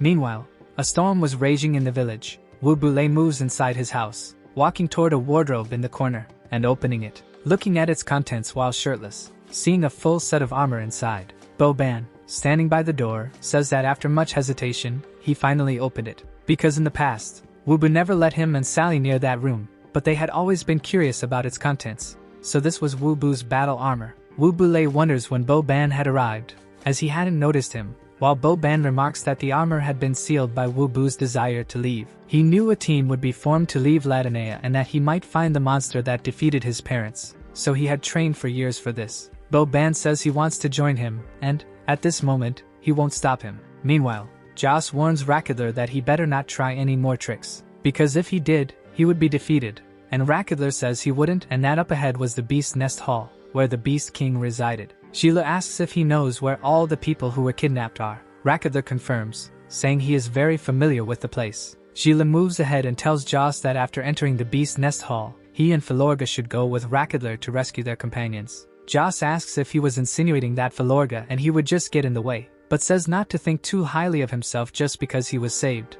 as he wasn't strong enough. Gila says that wasn't what he meant, but he notices several danger warnings from the system, which says an undetectable enemy had been found and that, with his current strength, the chances of survival and victory were only 10%, asking if he would accept the mission. Gila reflects that the chance was only 10%, and he had tried his best to level up but hadn't gained elemental power, making the success rate so low. Filorga asks what's wrong with Gila, but Gila says he doesn't want to involve innocents because of his problems and that after they enter, they should rescue their companions immediately, as he will negotiate. Joss shouts that there's no way that's happening, because he never abandons a companion, and won't leave him alone in a dangerous situation like this. Gila warns them that the monster wasn't as easy as they thought, and that his chances of victory were only 10%. Joss asks if that's all, because if they hadn't been rescued, they would have been defeated long ago, and even with a small chance of victory, he wouldn't abandon him. Gila observes them as they say this, and reflects that when he grew up at school, learning kendo, he solved every problem he encountered but always felt lonely.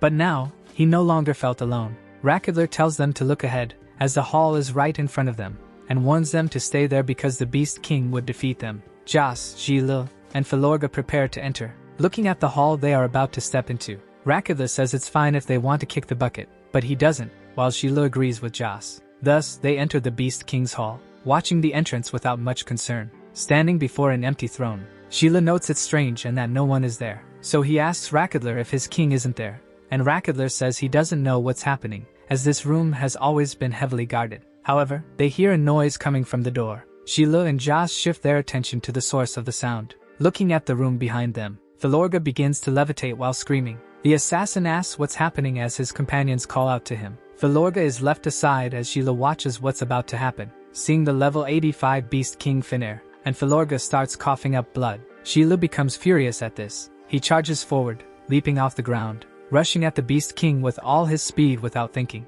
aiming to strike his head with the Ozil's sword. But a barrier stops him from hitting the Beast King. Sheila continues pressing the barrier with Ozil, trying to break it, but the Beast King simply places his finger on the barrier, effortlessly throwing him far away. Filorga finally collapses to the ground after this, while Joss runs to save him, falling to the ground while holding his companion in his arms. Joss asks if Filorga is okay, but there is no response. Sheila questions how long the Beast King had been sitting there, and reflects that his earlier strike had failed completely. Filorga moves his hand, using the earth element. Joss tells him not to push himself as the young man moves, but Filorga says it's fine and urges them to press forward. He then creates a gigantic stone structure that launches Joss forward. Joss hovers on the structure as his legs ignite with fire. Finnear merely watches the human's actions without reacting, as Joss leaps to attack the Beast King's barrier, executing an acrobatic move to increase the impact of his strike. Filorga tries to move his hand to hurl the structure along with his ally. Both collide with the Beast King, Finnear, but he merely stares at the attacks without reacting. Meanwhile, Sheila prepares for an attack from behind the king's throne, making a horizontal slash with Ozil, causing an explosion around the Beast King Finnear's throne. When the explosion clears, only minor damage remains on the barrier. Sheila wonders what happened, as the barrier is still standing, while the Beast King Finnear smirks. He raises his right hand imbued with magic, and his left hand glows with the same energy. Sheila is impressed by this power. Joss has the same reaction. Then, an explosion occurs in the throne's area. Joss tries to stay on the barrier, but he is blown away alongside Filorga. Sheila manages to stay, shielding himself from the explosion with the Ozil's sword. Rakadler shouts that the Beast King is so cool, while Sheila curses, reflecting on the terrifying offensive power. Meanwhile, Joss, injured, gets up alongside Filorga. Sheila asks if his allies are okay, and Joss replies they are. He then wonders about the Beast King's ability, and what he will do next. But they hear the laughter of the Beast King Finnear, drawing their attention. Finnear rises from his throne, laughing loudly. He says that a group of insects like them is amusing and that he will play with them a little. Smoke begins to surround them, and Finnear vanishes from his throne. Sheila wonders where he went and notices his ability. Looking around, he tries to understand what happened. But Joss is hit by Finnear's blast, and Sheila warns him to be careful. Finnear stands before Joss, frightening the warrior. Joss is stunned in front of the monster, but the Beast King strikes him in the abdomen, causing him to fall to the ground, spitting blood. Joss looks at the king, panting, unable to react, and tries to throw a punch with his fire energy. But a scream is heard as the Beast King twists his hand. Joss begins spitting blood from his teeth while sweating. He then jumps to deliver a sidekick to Finnear. Finnear merely observes the incoming strike, and blocks it with his arm. This causes Joss to spit even more blood, falling to the ground completely injured before the Beast King Finnear. Finnear looks to the side, then steps on Joss, releasing a dust explosion, while Filorga screams for his injured ally. Finnear finishes stomping, but Joss's body is no longer there. Then he turns toward Sheila,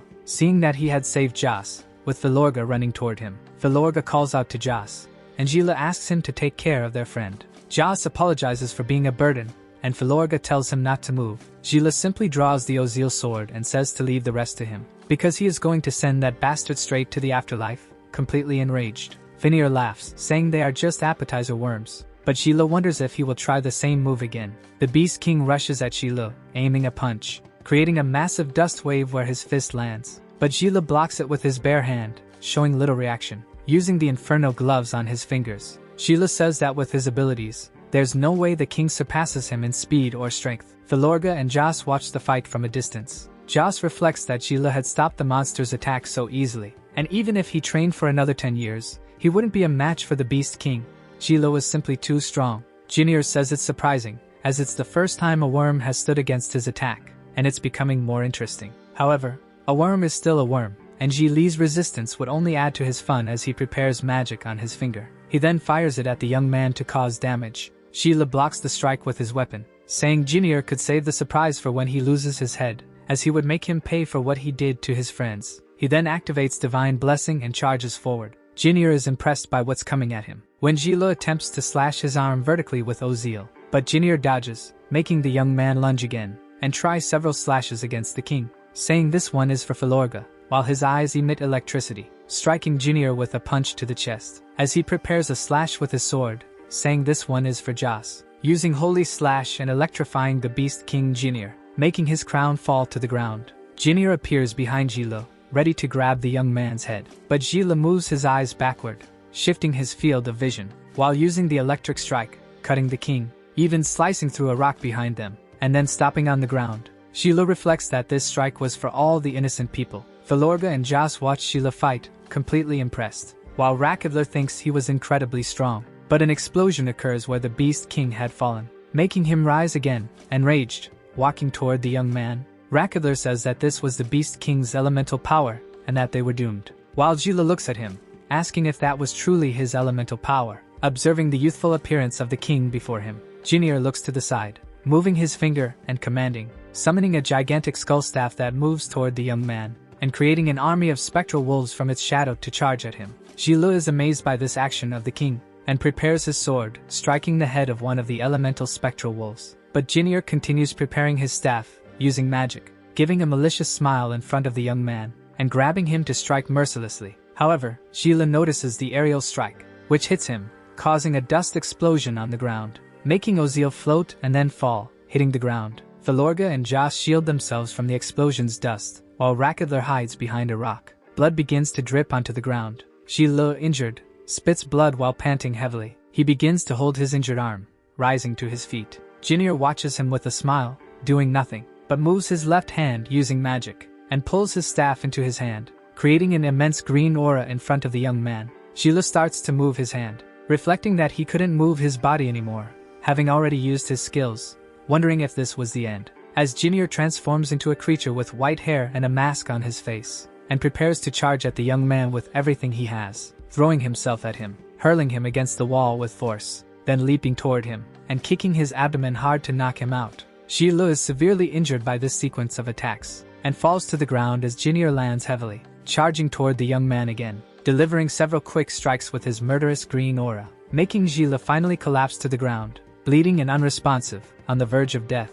Junior creates two green energy sides to try to attack the young man, saying he was a useless worm destined to perish and should accept his fate, while Sheila wonders if his time has run out. Remembering all the insults, from comments about his name sounding like an insect to being called a nerd, and being unable to escape the game. And finally, he remembers his mother's face calling his name, telling his younger self to come back home with her. However, a black aura explosion occurs, and Ozil begins to lose its wrapping. Filorga and Joss are stunned by what's happening, as Ozil transforms into a massive black sword. Junior observes all this, unmoving, while Gili's hair turns white, and black bands start to surround him. He positions the sword behind him and prepares to strike. Gila now has a black eye and begins to study his enemy. Then a white aura begins to surround Gila completely. A voice starts repeatedly calling Gila to wake up.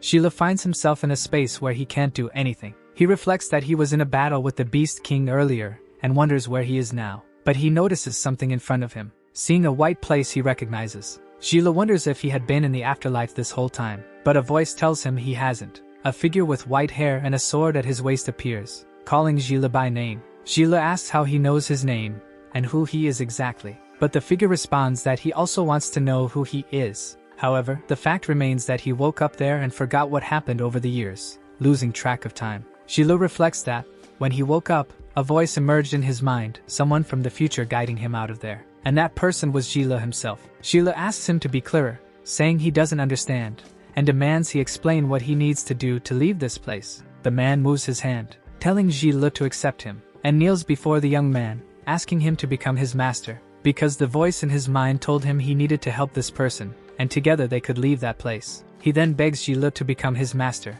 Gila asks if it's something so complicated and agrees, telling him to hurry up and get him out of there. The man gives a sly smile. As Gila shakes his extended hand, an aura begins to surround Gila, and black marks appear on his body, consuming his eye and returning him to the battle against Junior. Gila reflects that the man hadn't lied and really brought him back, and it seemed that some kind of power was constantly emerging in his body, making him wonder if it was the man's effect. The system announces that he has gained the power of the chaotic element, which makes him question. He reflects that this must be it, and that old man was his elemental power. Junior wonders how this is possible, as the insect wasn't even injured after everything. Yet it seemed he had become much stronger than before. The system states that, thanks to the activation of elemental power, his abilities have been enhanced, and he has gained the Extinguish elemental skill. It sacrifices 90% of his life for 5 minutes of chaotic attacks, dealing true damage and ignoring defense, consuming 100 life points per minute. And the elemental power had removed the seal from his weapon,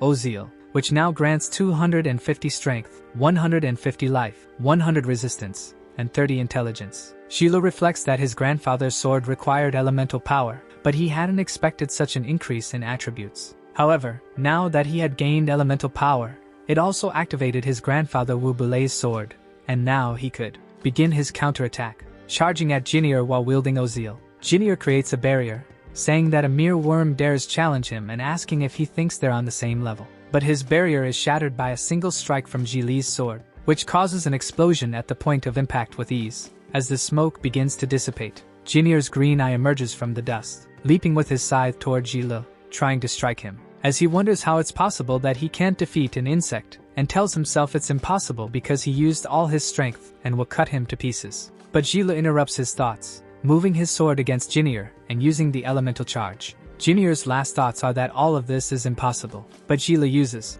Extinguish, causing blood to spill from his shoulder. He reflects that 90% of his life has been consumed, and he swings his sword, completely breaking Junior apart, severing the Beast King's head from his body. The system congratulates him for annihilating the Beast King Junior and awards him 400,000 experience points, leveling up. It also grants him a black treasure chest for completing the Beast King's mission, along with 500,000 experience points, leveling him up again. In the village, Wu Bulei begins pulling plants from the river next to Bo Ban, telling him to work diligently and stop slacking, while Bo Ban says he isn't slacking and never worked like this when he was younger. Sally eats an apple under a tree while wondering if Sheila will come soon, as it has already been 3 days. Wu Bulei says it will happen in a few hours, but a tremor begins to be felt by the three of them, releasing a greenish energy throughout the area, which repels Wu Bulei and Bo Ban. Bo Ban asks the old man what is happening, while Sally approaches and asks if everything is okay and what's going on. Wu Bulei explains that when a high-level monster is annihilated, an energy wave is produced, and the source of this energy came from the Beastman's nest. He then reflects that Sheila must have gained his elemental power and defeated the Beast King. At the center of the energy explosion, it engulfs the entire cavern where the three of them are. Rakadler weeps, saying his lord had been defeated, while Filorga reflects that if he hadn't seen it with his own eyes, he wouldn't believe that someone so powerful could exist. Joss notices that such combat power had appeared in an instant, wondering if Sheila had been hiding his power all along. Sheila can't believe he defeated such a terrifying enemy, and even more frightening than the enemy was obtaining his own terrible elemental power, wondering if the man was now inside his body. But his thoughts are interrupted by Filorga calling out to him, who asks what's wrong and why he's standing apart when he had already won. Sheila says he's fine and notes that both Filorga and Joss are severely injured, urging them to go rescue their companions. Joss observes him and nods, while Sheila calls Rakadler and orders him to hurry and lead them to where the others are imprisoned.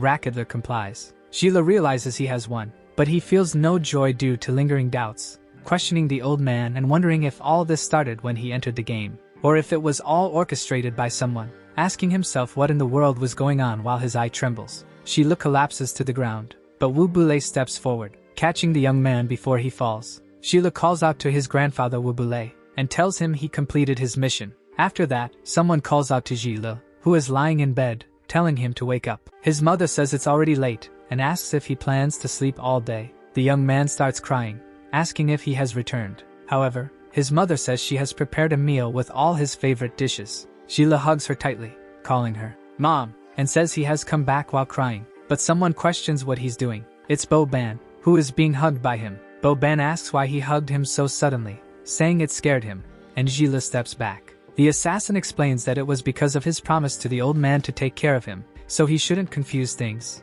as he still wanted to face him. He tells Sheila to stay put and not move because he's going to inform his grandfather and Sally. Sheila wonders if it was all a dream and how he had returned since he remembers seeing Wu Bulei at the end. Then he wonders about Joss and Filorga but feels a sharp pain in his head. The system notifies him that he has an unopened chest and several points earned by leveling up without opening it, and Sheila realizes it's the Beast King's chest. He remembers receiving a key after defeating Bo Ban, so he can use it to open the Beast King's mission chest, eager to see what's inside. Finally, he opens the mysterious treasure chest, and the system asks for a moment, congratulating him for earning 135,000 accumulated experience and various items, including Centaur boots, Fallen Knight's breastplate, and Mithril breastplate. He also obtains the legendary item called Finir's Protection Ring, which grants +10 to all attributes and a protection skill. The system then informs him he has acquired the secret legendary item. Amazed, Sheila observes the notification, but notices it's an egg and reflects on whether he should eat it. The egg begins to crack, and Sheila wonders if it will be some kind of pet for him. Out comes a small child. Sheila questions if the legendary item was a little child that hatched from the egg, but the child jumps onto Sheila and starts calling him Daddy, repeating it several times while clinging to his face, making Sheila question his newfound fatherhood. Sheila asks the system what on earth the child is and requests it to check if it has any special abilities. While wondering why the reward from a chest turned out to be a child, the system states that living creatures are not identified and must be managed. Sheila asks if he should take the child to the temple, but the child climbs onto Ji Li's head, calling him Dad, and he tells the child to get down because he isn't his father. However, the baby begins to climb down Ji Li's body and along his arm. Sheila gets frustrated and says that this had gone too far. He grabs the child by the leg, telling him again that he's not his father, and asks what on earth this kid is, but then decides to ask Sally and his grandfather if they could take care of him. The little child makes a grumpy face. Sheila wonders what that expression could mean, but a shockwave stuns both of them as the child begins to cry. Sheila asks the child to stop crying and questions if he's hurt, but the boy doesn't stop, releasing a blue energy outward. The system announces that, due to his intent to abandon the living creature, punishment would begin and last 30 minutes from the countdown. Sheila is shocked and questions what the punishment is as the countdown reaches 4. When it finally reaches 1, the baby emits energy from his mouth and eyes, releasing a light while Sheila complains about not being warned about the punishment. However, he opens his eyes and asks if that was all, but he finds himself in a frozen place and wonders where he has been sent. Sheila begs the child to stop crying, promising not to abandon him, but says he's still a high school student and doesn't know how to take care of him. A noise then catches Ji Li's attention. He sees 2 ice predators of level 40 and elite class. Sheila is stunned and questions how they could be elite level monsters. The system instructs him to annihilate all the monsters within 30 minutes. If he exceeds the time limit, the number will double, and he must protect the child.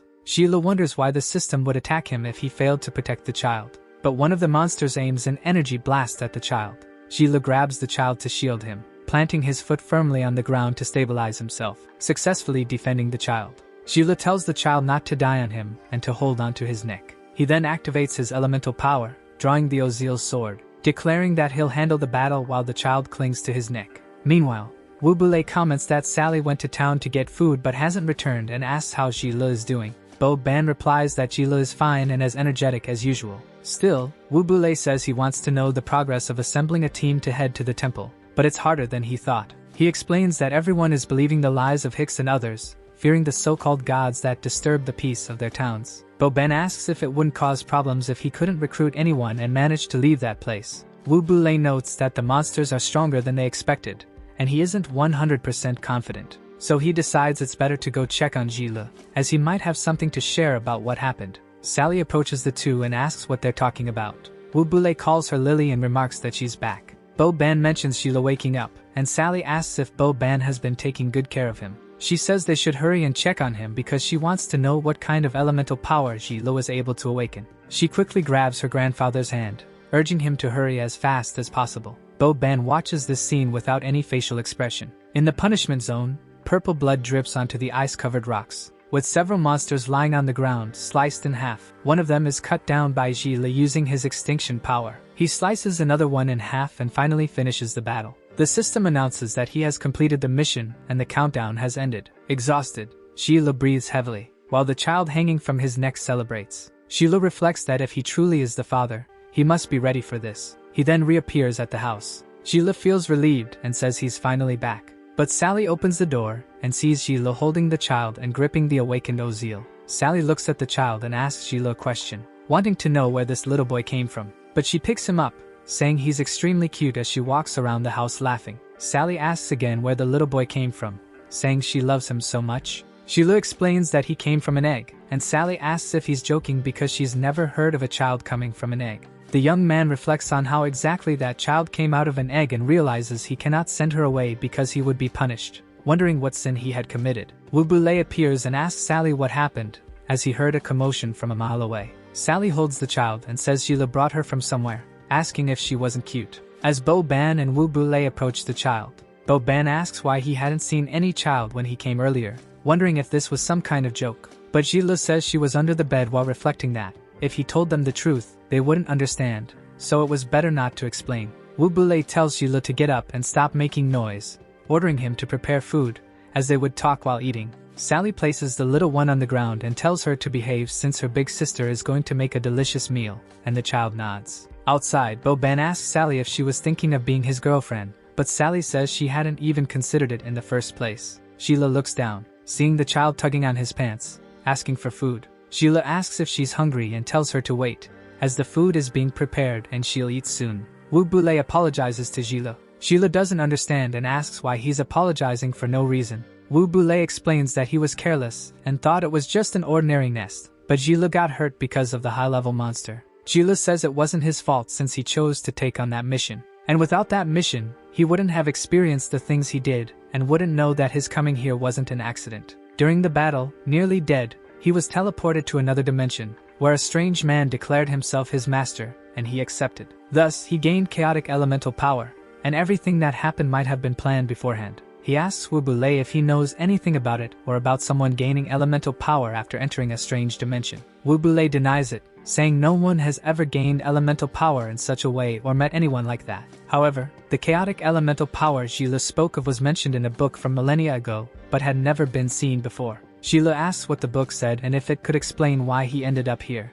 The legend tells of 10 millennia ago, when the evil god Morpheus descended into the mortal realm. He caused chaos and evil across the world, and for survival, humanity waged war against him. Morpheus was extremely powerful, and humans barely breached his defenses. However, a human appeared, a savior, who possessed chaotic power no human had ever seen before. Hesiod formed an army to fight the evil god, and after decades, he finally defeated Morpheus, and sealed his soul in Tartarus forever. But in return, Hesiod had to remain there for eternity. Sheila asks if the person he met could have been Hesiod. Wu Bulei reflects that if Sheila gained chaotic elemental power, then it's very likely he met Hesiod. Sally interrupts, asking what they're talking about because the food is ready. Wu Bulei acknowledges and says they're coming, but he tells Sheila that after gaining this insight into the story, it's better not to tell anyone what he shared with him. Sheila simply nods in respect. Sally had prepared a gigantic dinner filled with delicious dishes for her companions. With the child on his head, Sheila says Sally is amazing. Sally replies that she was helped,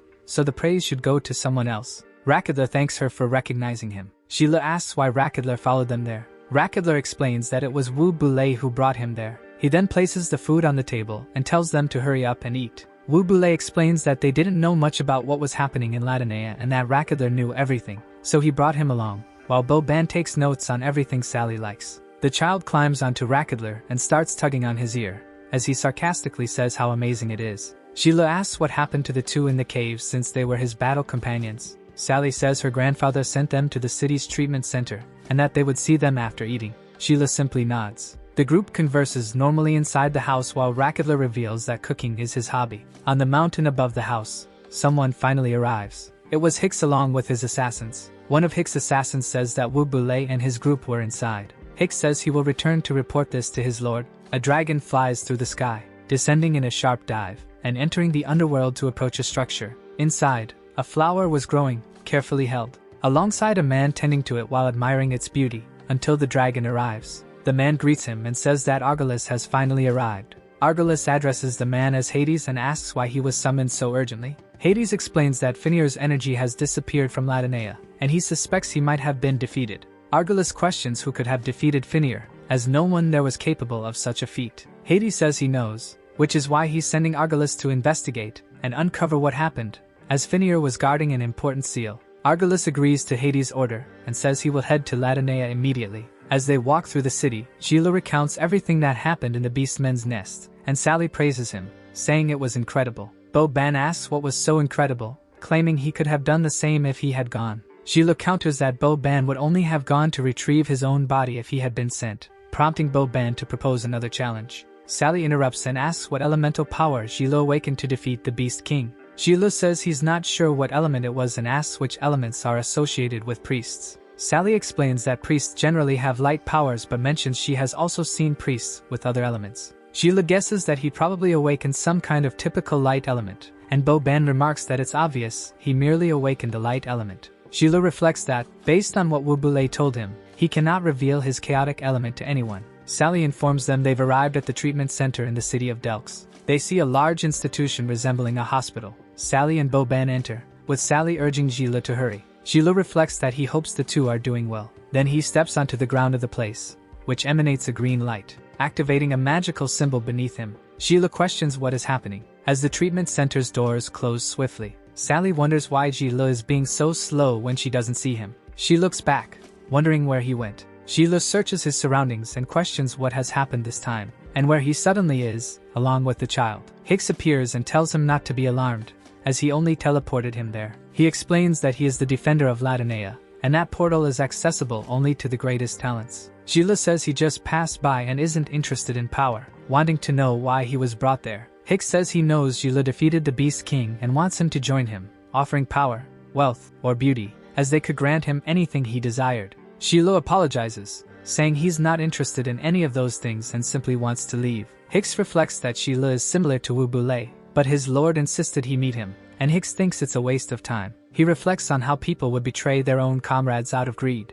and says he'll give Sheila another chance, warning that if he refuses, he will send him to the afterlife right now. Sheila activates the Mark of Chaos and says he'll also give Hicks one more chance because he wants to see Sally and the others, or Hicks will meet his end here. Hicks begins preparing an elemental spell to launch at Sheila. Outside the treatment center, children are playing. Sally wonders where Sheila is, as they agreed to see Joss and Philorga together. Bo-ban, however, smells something and wonders what the odor is. He looks back and tells Sally to be alert. Something suddenly comes towards Sally. A hand grabs her from behind. Bo-ban pulls her toward him and protects her with his elemental power. A clone of Sally is hit by the attack instead. Bo-ban asks if she's okay, and Sally thanks him. The shadow assassin says it doesn't matter who it is. If they hurt Sally, they'll have to deal with him. Then, a hooded figure appears in front of them, carrying several black swords on their back. Meanwhile, Hicks uses wind inside the room against Sheila, but the young man dodges all the gusts while protecting his child.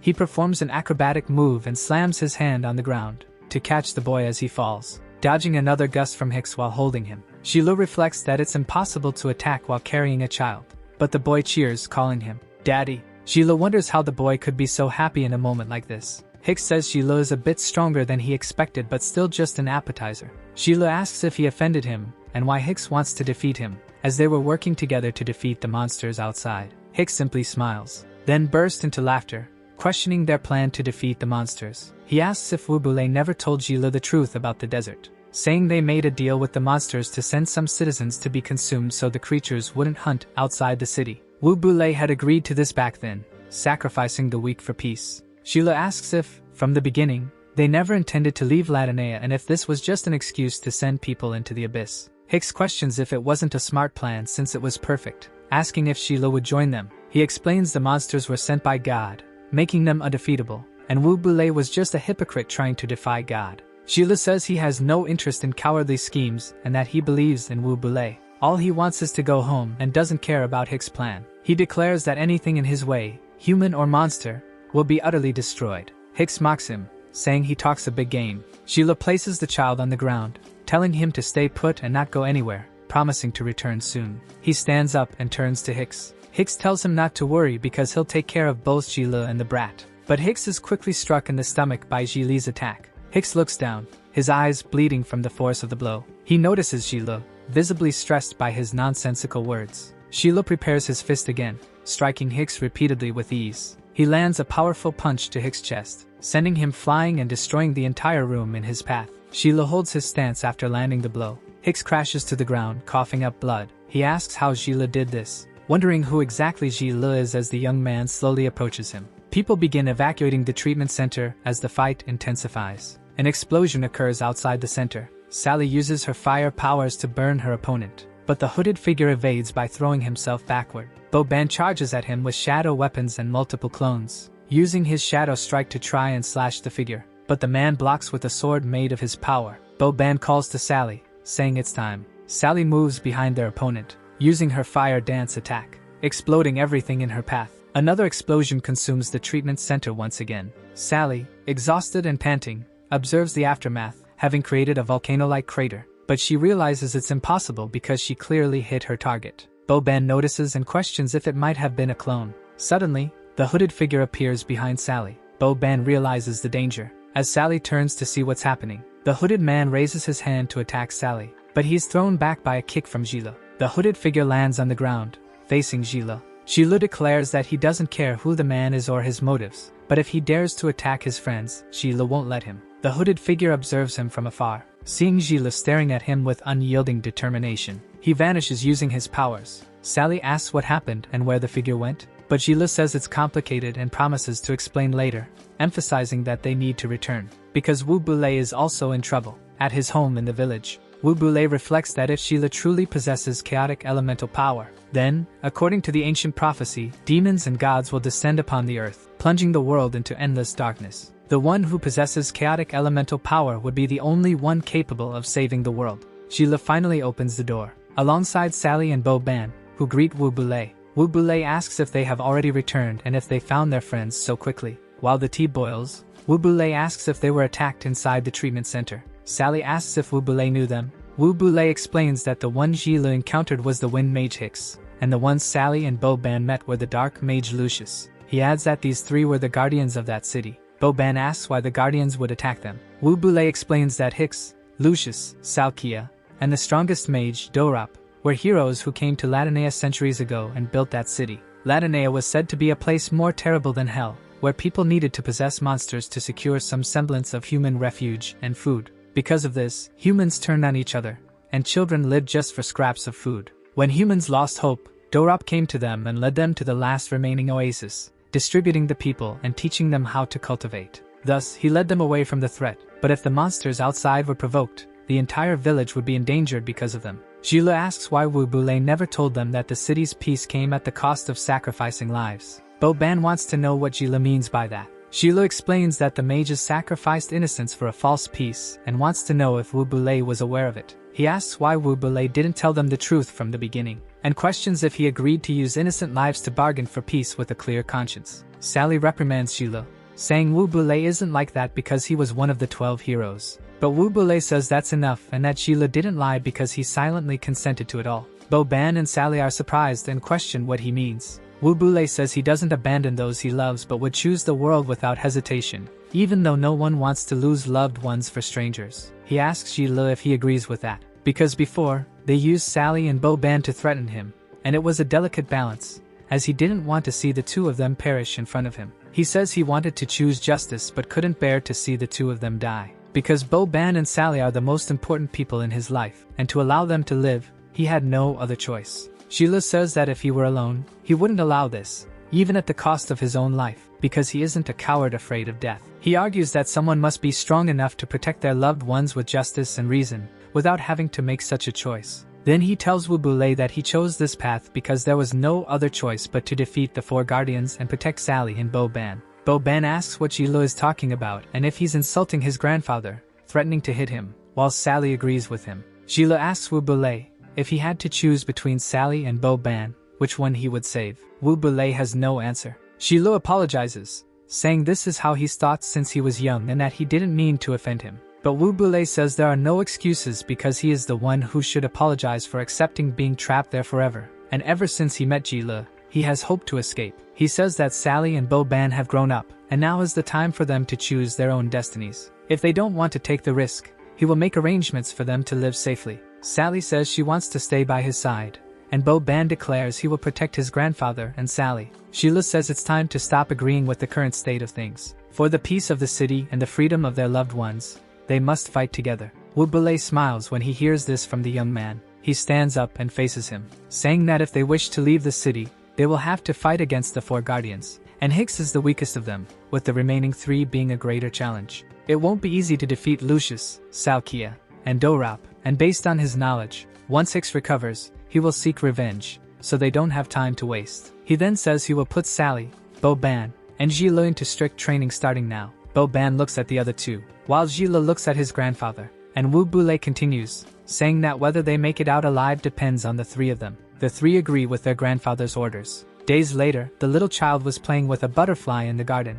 Shilo reflects that he no longer knows how much time has passed and wonders if his mother misses him, but tells himself not to worry because he will return soon. The child tries to catch a butterfly near a ledge, but Shilo grabs him, saying it's a cliff, and if he falls, there will be 2 of them, kicking the bucket, asking him to stop causing trouble. Shilo takes care of him and notices he gained 10 levels after the battle with the Beast King and has 50 points left. However, he finds it strange that Hesiod disappeared after the battle and focuses on his ability. Using chaotic elemental power drains 90% of his life but ignores all defenses and deals true damage. If his initial health is low, he could lose in 1 strike. Fortunately, he had a berserker potion he bought earlier, which restores his health immediately, but it costs 8 levels per bottle. However, if that's how the mechanism works, he decides to save his mana for attacks and forego defense. Once he improves his healing, he plans to increase his health and defense. He decides that his attacks will serve as his defense since no one can block his ability. The system alerts him to a new message,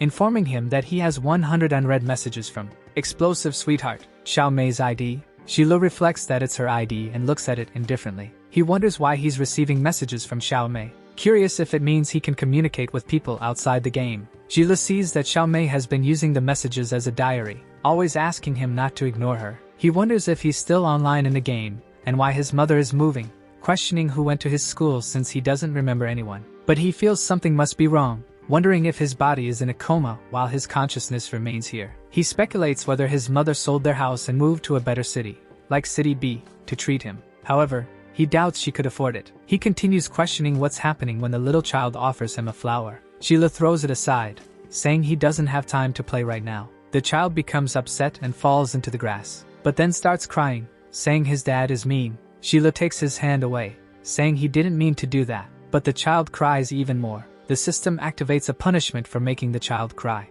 A teleportation begins, taking him to a volcano filled with lava. Molten lava splashes high into the air, and a lava creature appears before him. Shilo hands the flower back to the boy and apologizes, holding him close and saying they're leaving now. At the treatment center in the city of Deek, Joss looks out the window of his room, reflecting that Wu Bulei had come there, but wondering why he kept them hidden and what motives he had. He notes that Wu Bulei is one of the 12 heroes, the strongest warrior who defeated a troll, and never expected to meet him in his life. He wonders if Wu Bulei is also trapped there. Wu Bulei says it's just an empty title because he's just an old man, and all things from the past shouldn't be mentioned. Joss says that even so, meeting someone from the legends is incredible and asks if he can know more about something. Wu Bulei interrupts, saying he needs Joss' help. The warrior asks if it's something that requires him to be there in person. Wu Bulei says he only wants details about how Shilo defeated the Beast Man, but Joss must keep it a secret, not even telling Filorga. Joss reassures him, saying he and Filorga will keep it secret and won't say a word.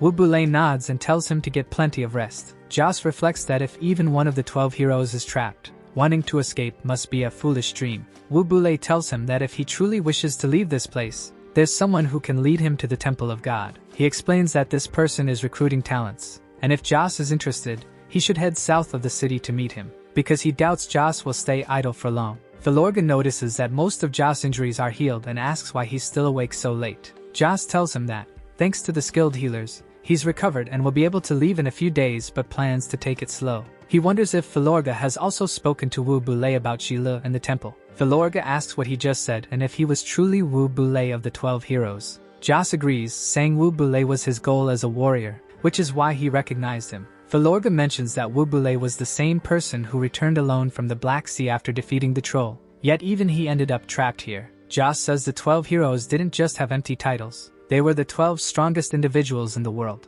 When Wu Bulei's Thunderbird Guild lost to the Phoenix Guild, almost no one survived, yet Wu Bulei still defeated several heroes beforehand. Not long after, a battle broke out at the Thunderbird Guild, and Wu Bulei was the only one to leave alive. After that, he went to the Black Sea and defeated the troll Quink. Just hearing about it was enough to leave Joss in awe. And Shilo certainly had abilities they could only dream of possessing. In the past, Wu Bulei calls for everyone's attention, as the monster targets its attack on 2 people. It was Sally's parents who suddenly turned after hearing his voice, but they are struck by the troll's attack. Sally's father loses his life right then and there, while her mother collapses to the ground, drawing her last breath. Wu Bulei shouts for his companions, Morse and Luna. Afterward, he decides to take Sally and go to Latinea. Over the years, he has always felt pain from the past and couldn't accept what happened, but Sally was different, and she wouldn't suffer because of him. He says they would rest, as she bore the Thunder Martial God's enchantment, and if anything ever threatened her life, it would activate, and not even the gods would touch her. He then clutches an amulet with their photo and vows to never break his promise. Panting, Sheila returns after the punishment ends, saying it was more difficult than last time and asks what had happened.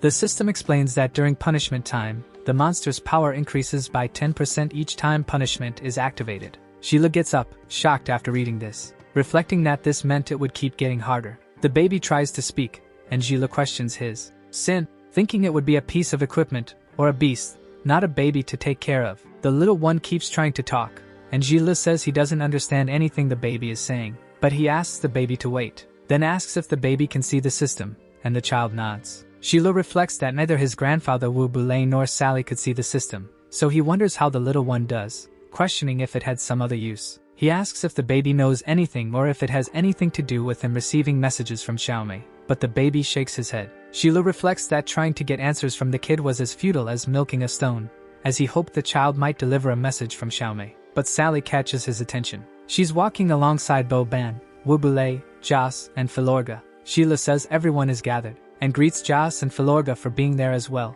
Jas says Sheila didn't even visit them, they had to go after him. Sheila explains that something came up yesterday, so he had to return early and didn't want to bother them while they were recovering. Jas replies that it was thanks to Bo Ban and Sally. Bo Ban asks who was taking care of Sheila and since when they had become so close, but Jas tells him not to rush things. Sheila feels relieved that both are okay and asks how they came, to which Jas says they joined Wu Bulei because they want to leave the desert. Jas pats the child and asks what his name is and if he is Ji Li's son. Sheila asks how that would be possible and starts thinking of a name. He says the child's name is Yuruka. Bo Ban asks if they're done because they aren't here for idle chatter.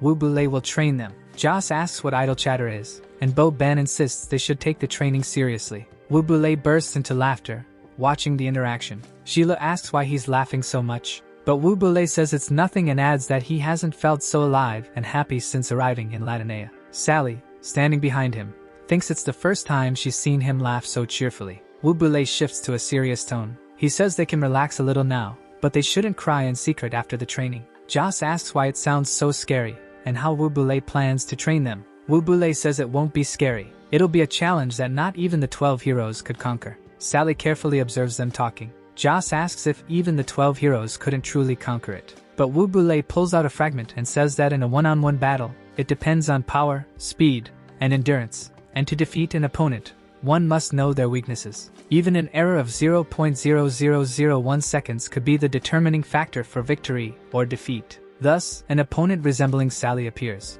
and the same happens with Bo Ban. Even copies of Jas and Filorga appear, and even a copy of Sheila appears while Wu Bulei explains that in a team battle, it's more about teamwork and mutual understanding. He mentions that it's an artifact created by the Archmage for a guild to prepare, which creates a copy with each member's elemental abilities and powers, but stronger. Wu Bulei continues, saying the clones don't cause real damage, but they will still feel pain, and they'll be eliminated if they experience something close to kicking the bucket. On the way to the temple, every time the team loses a member, the remaining ones will face a crueler situation. This was their specific training. Back at Wu Bulei's house, Rakadler says he's the only one preparing snacks for the three and asks if Wu Bulei wants anything specific to eat. While telling Yuruka to stay away from him, he warns that if he gets hurt while cooking, Jilu will send him to the afterlife. Wu Bulei says he shouldn't prepare food for 3 but enough for 20. Rakadler asks if they'll have visitors today, but Wu Bulei denies it. However, the door suddenly opens. All 5 appear in front of him,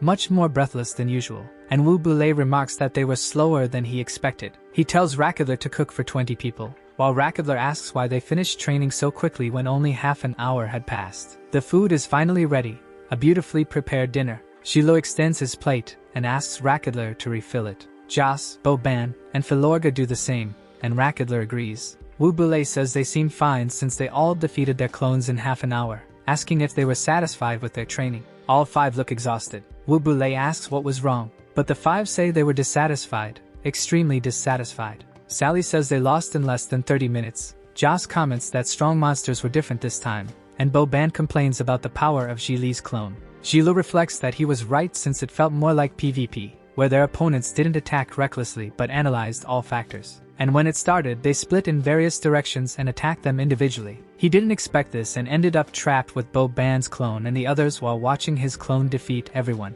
In the end, only he was left against the 5. Thus, without a doubt, they had already lost when it began. Wubule says Ji Li's combat vision isn't bad, and he's right, they lost before it started. And in a team battle, it's not just about individual combat power but the teams as a whole, like a game of chess. Thus, the clones thought about everyone's abilities and decided on the best teamwork. This was the easiest way to defeat weaklings, offending Boban. Sheila reflects that it wasn't bad since it was like a math problem, but solving it just by looking would be a trap, so he needed to learn battle strategies, using the enemy's weaknesses against them. Wubule says that was the training for the day and that they would try again in the morning. He tells them to rest well at night. Sheila lies in bed with Yuruka. He reflects that he knew it was training, but watching his companions lose without being able to do anything felt too real. It was as if, in a real fight, the ones who had lost were Yuruka or his mother. He then thinks he wasn't strong enough because he couldn't protect everyone. Looking out the window, he reflects. He remembers when he was young, and his mother had the chance to work at a good company, but to take good care of him, she gave it up. Then she thanks and asks if she could bring her son every Wednesday afternoon. Her boss asks if it's her son and says Wednesday is the peak hour, but Ji Li's mother insists she'll have him sit quietly without causing any trouble. Her boss asks if she's a single mother, and says with her appearance, she shouldn't have to work so hard. He asks if she's free at night, but the mother declines, saying she just wants a job. Thus, Sheila punches him in the groin, and asks how daring he was to do that to his mother. Ji Li's mother says it wasn't on purpose and apologizes. However, her boss charges at her son, saying he would send him to the beyond. Yet, Ji Li's mother grabs her boss's arm, throwing him forcefully to the ground, and saying that if she couldn't keep the job, so be it. The mother apologizes to Sheila, saying they wouldn't have burgers that night. Sheila simply holds her hand, saying he would protect her well. But a voice says that protecting others while being so weak is a joke, and Sheila recognizes the voice. Noticing it was Hesiod with his sword, Sheila asks if it was him, and where he was, while reflecting that there was no response, but it was clearly his voice. He asks Yuruka if he heard the voice of a strange man, but Yuruka denies it. Sheila reflects that if even Yuruka didn't hear anything, it could have been a hallucination from overworking. Then Yuruka climbs into his lap and hugs him, calling him father. Sheila asks how he could sleep if Yuruka clung to him like that, but notices the boy had fallen asleep. Sheila covers him and says there was nothing he could do about him, and wonders if that's how his mother felt taking care of him and protecting him on her own. He then reflects that he would be home soon and should think about how to escape, defeat the Guardians, and reach the temple with Wu Bule and the others. Hesiod says that Sheila had only defeated a strong beast king but fought completely differently today, and for some reason, all his power landed on Cotton. He then says that this was the most appropriate metaphor he'd heard, because compared to the beast king, who attacked without thinking, the clones had remarkable skills but were nothing compared to him. Sheila asks if it was him, as it didn't seem like his imagination, and wants to know where this place is and why he appeared out of nowhere. Hesiod says this is his inner world and that he is there because Sheila is his master. Sheila questions what his inner world means. Hesiod explains that it is because he was physically weak when he came to this place, so he could only find him there. Sheila thanks him and says that thanks to Hesiod, he was able to defeat the Beast King and return to the city, but asks why there are so many floating flowers in his inner world. Hesiod says he doesn't know because each inner world has things that people care about, so the flowers are something important in his consciousness. And Sheila questions this, asking why he doesn't know about it. The warrior says it's not irrelevant, and he doesn't have an answer to these questions, because the reason for bringing him there is to make Sheila strong. Then Hesiod begins to release energy from his body, saying he has recovered 1% of his combat power, which is enough for Sheila to understand how terrible the power of chaos is, as he can only use 0.0001%. Sheila questions if this is some kind of joke, as he can only use 0.0001%, noticing the thousandfold difference between them. Hesiod estimates he's being generous, and Sheila says he's exaggerating. The warrior says that's not important but rather that he will make Sheila stronger because if he leaves,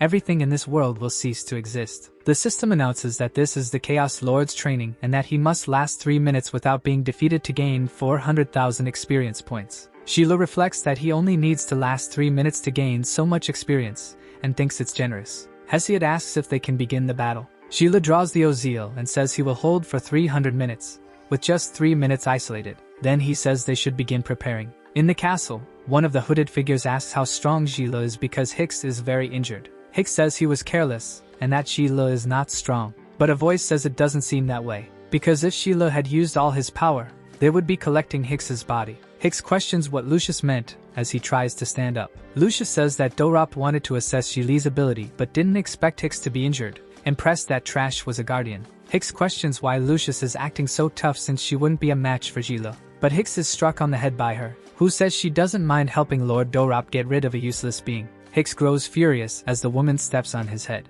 Lucius says Gila is very strong, but in her opinion, he only has brute strength and no skills. For if Dorop were there, he would have defeated Wu Bulei and the others as if cutting a cake. The hooded man says people are recruiting forces, and because Wu Bulei is one of the 12 heroes, he is held in high regard. Therefore, if Dorop moves, it will cause an uproar. Lucius questions what that means. At that moment, the man summons a werewolf, impressing Hicks and Lucius with this. It is the Latinea Wanderer. The man orders the monster to go and attack people in the city, and so the wolf howls, running towards the city at full speed. The flowers in Li's dimension begin to move. Suddenly, an explosion hits a tree.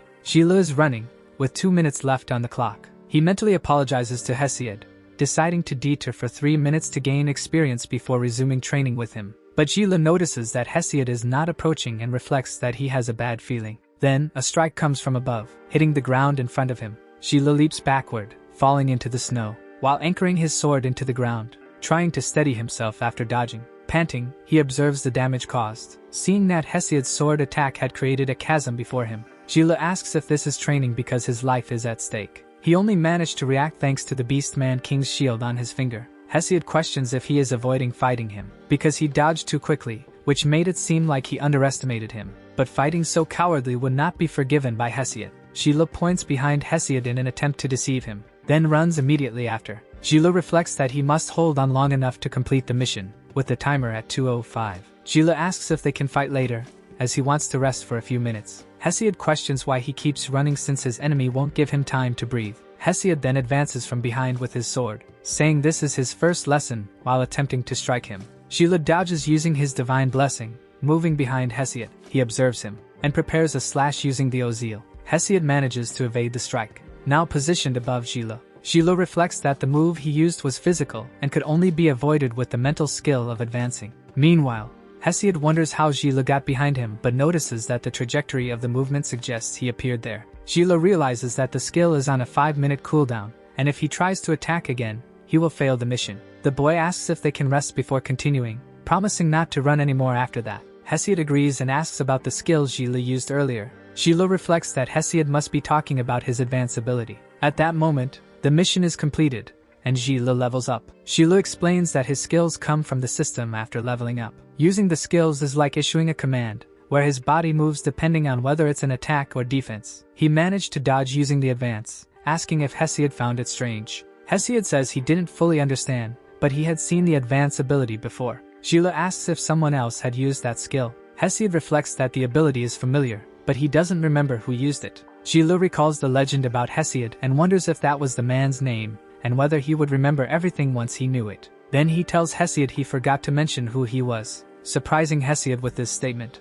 Li reveals that Hesiod is the man who saved the world and defeated Morpheus. Hesiod, however, remembers that name in his mind, astonished. Night continues to fall. Rakadler is sleeping in his room. Meanwhile, Boban reflects that it's okay for Wu Bulei to bring a beast man to the village, but not for them to share the same room. So he gets up, saying he can't stand it anymore. Suddenly, he smells something strange from outside. Boban notices it and is surprised, wondering what that smell is. But then he screams, saying it's him, until an explosion hits the room, destroying everything in its path. Rakadler wonders if it's an earthquake, but both of them see the werewolf that had caused Boban's parents' deaths. Rakadler tries to stand, saying his body feels like it's crushed to pieces. However, he wonders where Boban is, wanting to know if he's buried under the rubble. Then he asks if Boban is okay, but there's no response, thinking Boban might be dead, until a rock hits him in the face. Rakadler asks who threw that at him in the middle of the night, and if that person wanted to be sent to the beyond. But he looks ahead, surprised, seeing the werewolf attacking and Boban dodging its strike.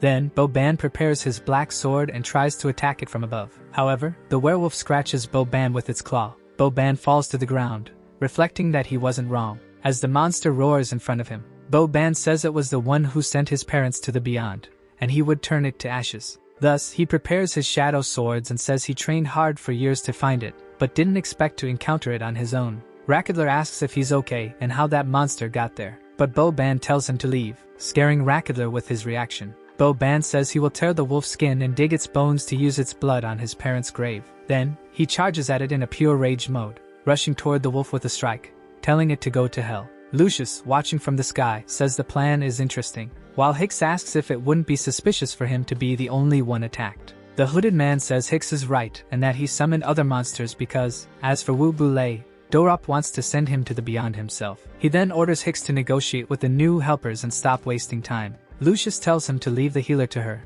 as she expects to have some fun with him for a bit. Meanwhile, Rakadler runs to Wu Bulei's room, trying to warn him that there's a monster outside. Wu Bulei opens the door and asks what's going on, and Rakadler tells him that Bo Ban is fighting a monster. Thus, Wu Bulei changes his expression, looking at the village being attacked by monsters, his face growing more serious by the moment, activating his elemental grip and ordering Rakadler to find Chenjila and have him take care of Sally, to which Rakadler agrees. Thunder echoes from Wu Bulei's position as he moves, and Rakadler leaves. Jila tells Hesiod that he is the only one who can use the power of chaos, and that he defeated Morpheus, thus sealing him in the underworld. He adds that he needs to save his uncle from the infernal tower, asking Hesiod if he has any memory of that name. Hesiod says his mind remains blank, surprising Jila. Jila reflects that something doesn't add up, as people usually remember things when they hear their names. But Hesiod says he has no memory of this world and that his name is just a title because even as Hesiod, he remembers nothing. However, Jili's attack made it feel familiar, as if there was some connection to this world. Jila wonders if it's about him, and how he came to this place to save him, wanting to know how he obtained the elemental power of chaos. As everything happened mysteriously, with events piling up one after another, and if Hesiod is who he claims to be, Jila intends to help him recover his memory to answer his questions. Hesiod says they will fight again, and Jila should use all the skills he possesses to help him remember, to which Jila agrees. However, Jila hears his son's voice coming from outside, and remembers it belongs to the little boy. Lucius enters Jili's room and wonders why he has a child near him, but she tells Yuruka not to be scared because she's there to defeat Jila, not to kidnap the child. Yet Yuruka hugs his father, preventing her from doing anything. Lucius says if he doesn't let go, she'll ensure he keeps his father company. Then, she throws something toward the child, but she notices an energy that surprises her. Jila apologizes for being late, and tells Yuruka not to cry because the monsters are harder to defeat than Lucius, thus standing face to face with her. In the village, cries are heard everywhere due to the chaos unfolding. People run through the city while others are attacked by the Latinea wanderers. A child asks what's wrong with her mother, while a wanderer approaches her, ready to attack and use her as food, and then howls before biting the child, but is slashed by Wu Bulei's lightning strike, which throws it far, slamming it into a structure. Wu Bulei picks up the girl and asks if she's okay, but several Latinea wanderers start surrounding him, staring at Wu Bulei as their enemy, while Wu Bulei is already enraged by this. However, an earth serpent emerges from the ground, attacking the wanderer. Jas and Filorga arrive and ask Wu Bulei what had happened for the monsters to attack the city so suddenly. Wu Bulei explains that the city is surrounded by an enchantment that repels monsters and protects its people, so the monsters shouldn't reach the city center. He adds that, if he's not mistaken, letting the monsters attack the city is just a facade, because defeating them is their real objective, surprising Jas and Filorga. Wu Bulei calls the two standing behind him, telling them to head to the city center, rescue the people, and take them to his house. Jas asks what Wu Bulei plans to do, but Wu Bulei says he will go to the center of the enchantment to break the seal. Jas says the area is full of monsters and asks to go with him, but Wu Bulei surrounds himself with lightning and orders Jas to protect the citizens. Then, using his first thunder ability, he departs. Lucius is levitating outside the house. She says Jili's speed has improved compared to a few days ago. Jila reflects that this is another person with shadow attributes, and wonders if she is the hooded figure who attacked Sally and Boban, though he didn't expect her to be a woman. He then asks Lucius if she frequently attacks stealthily, calling her Aunt. Lucius becomes enraged at being called Aunt. Jila reflects that if he defeats God, the citizens will have freedom, so he wants to know why they are trying to kill him. Lucius says the city was built by Dorop and will not tolerate actions that threaten them, as the temple has been a sham from the beginning, and trying to go against God is nothing but a foolish mistake. Jila replies that he'd like to say the temple is real, but if her way of finding the temple involves hurting his companions, whether man, ghost, God, or demon, he will defeat them all. Lucius calls him a shameless braggart and says he only defeated Hicks, who was the weakest of the guardians. She then conjures a shadow attribute sword and says her combat power is on the level of her lord Dorop. Jila notes that the Shadow Blade and Wolves are level 45 spells with incredible speed and mobility. Lucius commands her army to advance on Jila. Jila simply prepares the Ozil in front of the wolves while holding Yuruka, and using the Sacred Slash, he cuts through the wolf army with a single strike. Lucius thinks it's impossible, She opens her mouth, summoning a shadow rain with 3,000 blades, creating various weapons from her portals. Sheila activates the Beast King's ring on his finger, thus creating a barrier that blocks all the weapons Lucius summoned. Sheila asks if this is the power Lucius spoke of. Lucius reflects that he easily nullified all her attacks and that she underestimated him. She levitates and says it's not bad, but it was only the beginning, creating a shadow behind her. The shadow transforms into a gigantic wolf holding a sword in its mouth. Lucius says this is her true power. A mission appears, instructing Sheila to defend Delks by annihilating the enemy leader. The mission will fail if the city becomes unstable, but the reward will be determined by his progress. Sheila watches Lucius with a smile. The wanderers run into the barrier, but magic is cast behind the soldiers who are battling. The soldiers fight fiercely, trying to injure them. As more wanderers enter the barrier, one soldier tells Greya to repair the enchantment barrier, but Greya says there are too many monsters, and if this continues, they won't last much longer. Another priest says he will guard this area because leaving would cost their lives. He instructs Wagner and Ramon to hold back the monsters, as they must protect the city. Wagner and Ramon understand the command and prepare to fight again. But the barrier begins to fragment bit by bit. Greya calls her teacher, Deadman, and says it's more than they can handle. Then lightning strikes the barrier, preventing it from breaking further. It begins to restore itself slowly and automatically. Deton wonders what happened, while Greya says the fragment sealed itself. Wubule appears floating, using his thunder element. Deadman says that's Wubule from the 12 heroes. As the wanderers rush inside the barrier, Wubule lands using lightning and hurls them away. The old man says they should leave this to him and help repair the barrier completely with the others. Detman agrees and tells everyone to follow him to the next crack.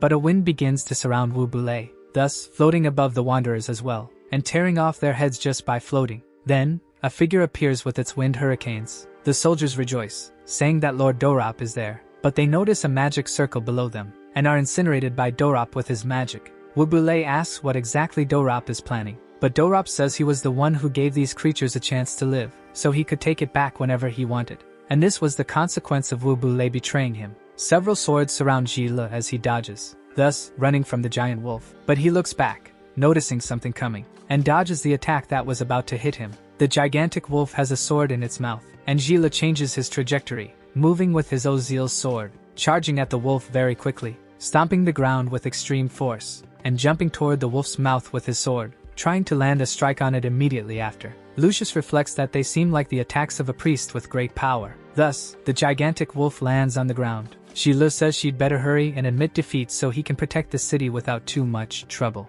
Lucius asks why he's talking as if he's important and about protecting the city, as her lord had activated the barrier enchantment, and the traitors would be punished, because the so-called Wubule of the 12 heroes would be defeated by her master personally. Sheila asks what she said about his grandfather Wubule going into battle with Dorop, and reflects that Wubule's sword is with him, and if he's going into battle, he'll probably be at a disadvantage without his weapon. So, he says he'll hurry and defeat this lady to help his grandfather Wubule. Sheila begins emanating blue and red energy from his body, using the annihilation ability. Lucius notices that Jili's combat power has grown again, while Jila uses the divine blessing to move quickly, and charges at the wolf to face Lucius up close. Lucius curses as she grabs a shadow sword, but Jila uses a quick attack to wound her, thus gradually forcing her to release her sword. Lucius asks if he's not going to send her to the beyond, but Jila just looks at the horizon, while Lucius collapses behind him. The mission updates, stating that he has defeated the Dark Mage Lucius and earned experience, items,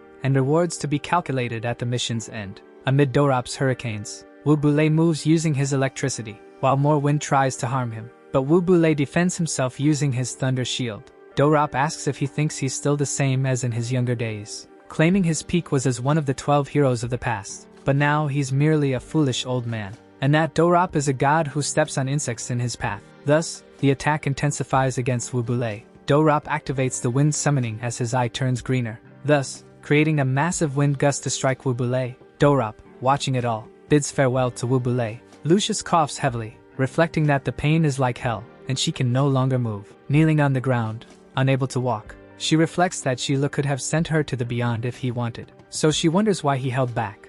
While Sheila plays with his son, Lucius questions if he's trying to humiliate her, wanting to show that he wouldn't stoop to sending her to hell, or if he wanted to see if she'd be grateful for not kicking the bucket because she would definitely defeat him in the future. Sheila says he never wanted her gratitude, but he just has more important matters right now, and next time, his sword will strike her. Lucius curses him in her mind, while Gila wonders why he couldn't send her to the beyond if she's just an NPC, as it feels realistic, but defeating a human feels strange. And he believes this contradiction between game and real life has affected him, as if he's sending something real to the beyond. Lucius stands up and tells him that Wu Bulei is on the eastern side of the barrier enchantment, and that he should join him because it will be impossible to defeat Dorop even fighting together. Gila believes her and says he's in no rush, while the system tells him to head east as soon as possible to return Ozil to Wu Bulei. Thus, he picks up the child and says they should hurry to help his grandfather. Running eastward at full speed, a thunderous glow appears, startling Dorop. It gets closer and closer to the Lord, hitting him in the stomach,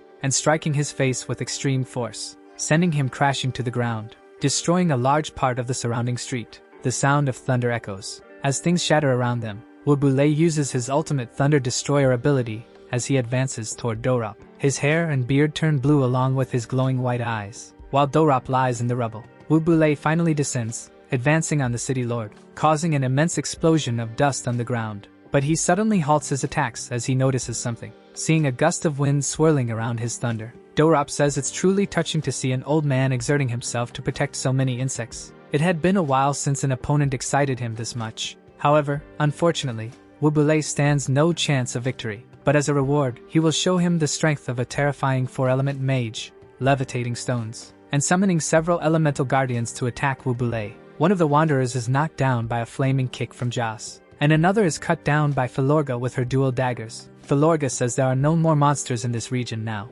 Jas notes that it seems Wu Bulei managed to repair the barrier and asks how he is doing and if he's physically injured. Philorga says he's fine, but it's her first time seeing so many high-level monsters. Jas agrees and says they are spreading like ants, and Philorga comments that it's hard to imagine how these people survived for so long, because they must have witnessed a hell 1,000 times worse than this. Jas tells them to move on since the monsters in the center are gone, but those on the outskirts are still fighting, so they should go help them. But both hear a sound and wonder what it is, looking up at the sky and marveling at the sight, noticing a giant water elemental and a flaming serpent flying overhead. Philorga notes they are dual element summons, and it's incredible. It's her first time seeing such a large beast, wondering who this powerful mage is. Because multi-element mages can use various elements, but they are usually unrefined, resulting in reduced power, yet this one must be strong to use both simultaneously. Jas reflects that there is only one person like that. Philorga tells him to look at the sky, seeing lightning clash with the descending fire. It is Wu Bulei fighting this multi-element mage, now facing a fireball from the serpent. But Wu Bulei merely redirects the fireball with his thunder energy, then uses the thunder slash with a lightning strike in his hand to hit Dorop with force. Dorop only laughs and says it's childish. Meanwhile, a stone guardian turns to punch Wu Bulei, but the old man manages to dodge the attack, then charges lightning into his fist and shatters the stone monster, using his annihilation ability on it, watching the stone monster collapse before him. As the water elemental rises behind him, preparing a wave to attack the old man, the stone is overpowered by the water surge. Wu Bulei stands atop the rock, but notices something approaching. Spotting the guardian attacking the stone he is standing on, Wu Bulei dodges, stepping behind it, but his transformation ends, and he's left panting. Dorop comments that Wu Bulei managed to dodge, and he's impressed. However, mortals are still mortals, and his body's age is far from when he fought Troll Quink. Dorop boasts that he possesses a young body with unlimited mana that Wu Bulei can only envy, as he governs over all this trash. Wu Bulei counters that sealing his soul in a demon for eternal power is like licking a god's boots like a dog, as it's a body without true skill. Then he asks if Dorop isn't the one envying others. Dorop grows enraged and tells him to shut his mouth, then prepares a black lightning strike and shoots it at Wu Bulei, smiling as he casts his magic. Wu Bulei falls backward injured, drawn into Dorop's grasp. Dorop asks if he sees now, as defeating him was as easy as crushing an ant. He says he will tell the citizens that it was Wu Bulei who broke the barrier, and he, Dorop, is the god who defeated him to save the city, preparing to deliver a fatal blow to end him. But Gila is approaching with his extreme speed, throwing Dorop far away with his attack. Dorop slams into a rock, unable to react. Wu Bulei leans on Gila, calling out to him. Dorop questions who he is while standing up. After some time, Gila asks if Wu Bulei is okay, but the old man says his wounds are superficial and wants to know what Gila is doing there. The young man explains that after defeating Lucius, she revealed that Dorop planned to defeat him, so he came immediately, apologizing for not returning Ozil sooner. Wu Bulei says he wouldn't have been a match for Dorop even with Ozil, as Dorop had given his soul to a demon in exchange for eternal power, and as he said, Wu Bulei was just someone from the past, with an old body and diminished strength, now merely an ordinary mortal. Then he says he activated the teleport to the fields and that Jila should hurry, taking Sally and the others away, as he would hold Dorop off in the meantime. Sheila tells his grandfather he isn't leaving, because he, Yuruka, Sally, Boban, Jas, Filorga, and Rakidler wouldn't be left behind, not for a second, since his mother had told him that living in this world wasn't easy, but they couldn't accept their fate. Thus, he declares he will definitely defeat Dorop and take everyone to the temple, handing over the sword, saying they would leave that place for good. Wu Bule looks at the sword. The mission to deliver the Ozil weapon is completed, and Jila earns 150,000 experience points. But Dorop bursts into laughter, questioning their plan to leave, while creating a ball of dark energy, which collides with the two. Dorop hovers over the explosion area of his blast, while Jila and Wu Bule are inside a shield thanks to the Beast King's ring. Dorop questions what worms are thinking, dreaming of challenging him, and commands them to go to hell as he uses his explosive fire rain ability. But the shield defends against all of Dorop's attacks in this barrage. The shield is about to break as Wu Bule holds it, but the barrage continues relentlessly against the two. Sheila reflects that Dorop's attack is incredibly strong and that Finir's ring is on the verge of being destroyed. The shield shatters, and Sheila reflects that this is bad. As the fire barrage continues, Dorop hovers over the battlefield, saying no one survives that magic and asking Wu Bule how it feels to be obliterated to dust. But he notices something that surprises him, seeing a barrier rising where the explosion occurred. Wu Bule is surprised and looks at what's happening. Even Jila is startled by it, seeing Yuruka creating a barrier to protect his father, and Wu Bule, while holding the barrier, levitating. Dorop thinks it's impossible for a brat to create a shield of this level, but the system announces that Yuruka will fight, being level 5, with 3000 HP and 300 mana, possessing the mana hunting ability, which grants a shield that absorbs mana and converts 50% of damage into magic, consuming 100 HP. Sheila asks if Yuruka is okay, but Yuruka, exhausted, just looks at his father, falling to the ground shortly after. But he is caught by his father, who extends his hands. Sheila says it's okay because his father is here now, and reflects that the Beast King's barrier couldn't defend against that attack, but Yuruka was able to, saying that if it weren't for Yuruka, he and his grandfather would have been turned into a pile of ashes, and the system announces that Yuruka will be stored in the inventory for 24 hours. Sheila thanks him and tells him to have a good rest because he will defeat Dorop while the system stores Yuruka in the inventory. Wu Bule says Dorop used several magical attacks in succession, and his abilities are on cooldown, so he'll distract him, and Sheila should find an opportunity to get closer and attack him. Thus, he charges forward, using his first thunder ability.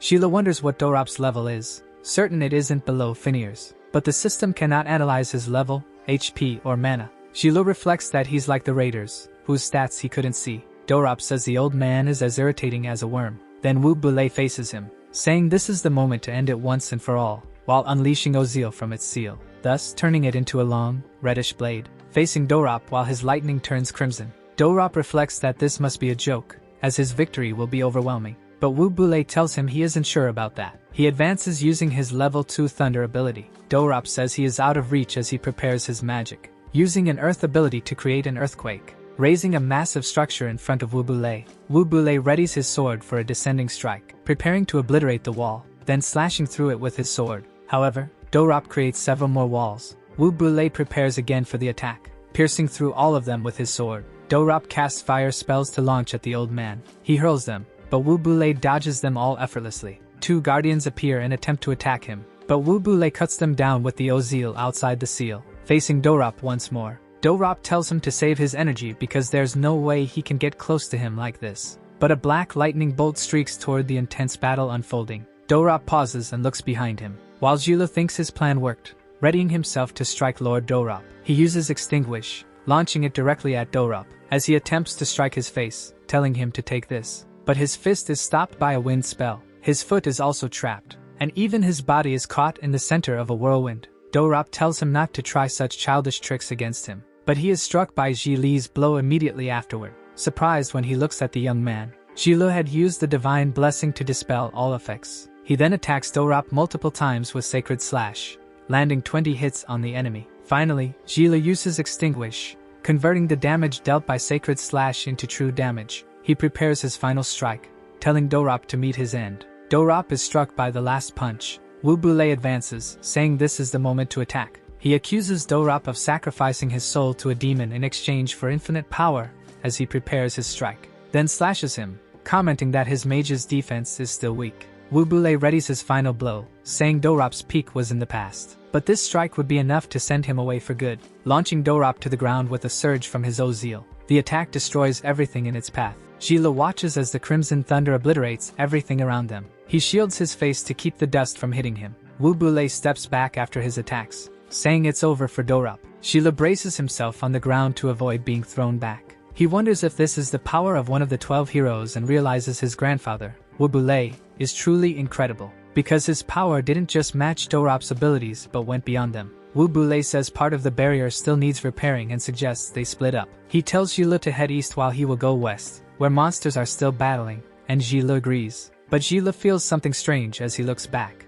noticing something unusual that has occurred. He is certain the battle is over, but he hasn't received a system notification confirming the battle's end. Wubule also looks back, trying to understand. They see Dorop floating in the air. Dorop curses, saying he didn't expect a child to escape his control. He admits Gila managed to strike him so easily and is certain Wubule didn't expect that. However, Dorop begins to heal, claiming the power he possesses is beyond their imagination. Gila remarks that Dorop healed from his wounds like the raiders. Wubule corrects him, saying he is wrong, because Dorop's power source isn't a demon but Hades, the god of the underworld. Gila wonders about Hades in his mind. Wubule asks if Gila remembers the man who defeated Sally's parents, as the power he used was similar to Dorop's. He also recalls hearing about Hades. Ardalis had said it wasn't everything and they were nothing, mentioning he wanted another journey, and wondered if he should ask Lord Hades. Wubule questions where Dorop thinks he's going because he will defeat him. He wants to know who Ardalis is and why he suddenly caused all this. At this moment,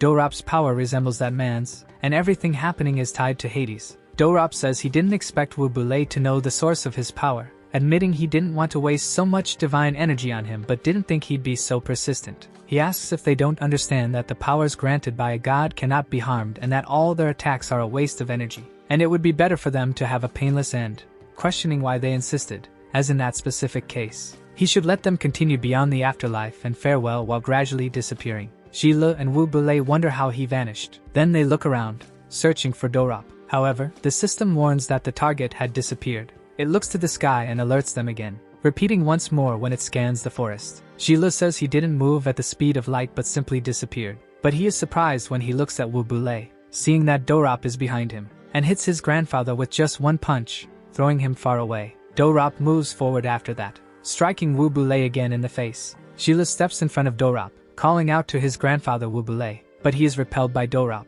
as the Lord smiles, watching Wubule suffering on the ground. Dorop observes Gila charging at him again. Gila tries to land a punch, but he notices something strange, and sees Dorop disappearing after the strike. Dorop appears behind him and punches him in the chest, asking where his eyes are, while delivering another punch and questioning how a being like him could dare challenge him, landing multiple blows on the young man, and then throwing him far away. Gila is gasping for air as Dorop walks toward him. The system warns that the user's health is below 10% as Gila coughs up blood. He reverts to his normal form and says Dorop can turn invisible, but his physical strength is also formidable. Dorop watches him approach, as Gila reflects that he has a small amount of divine power that neither his grandfather nor he could scratch. He wonders if this is the power of the underworld god Hades, and if, in the eyes of the gods, they are nothing but weak and insignificant ants. Dorop questions what's wrong and if he is filled with despair, because if you think about it, humans have a cruel nature, as from a young age they step on ants on the ground and laugh when they see them struggle.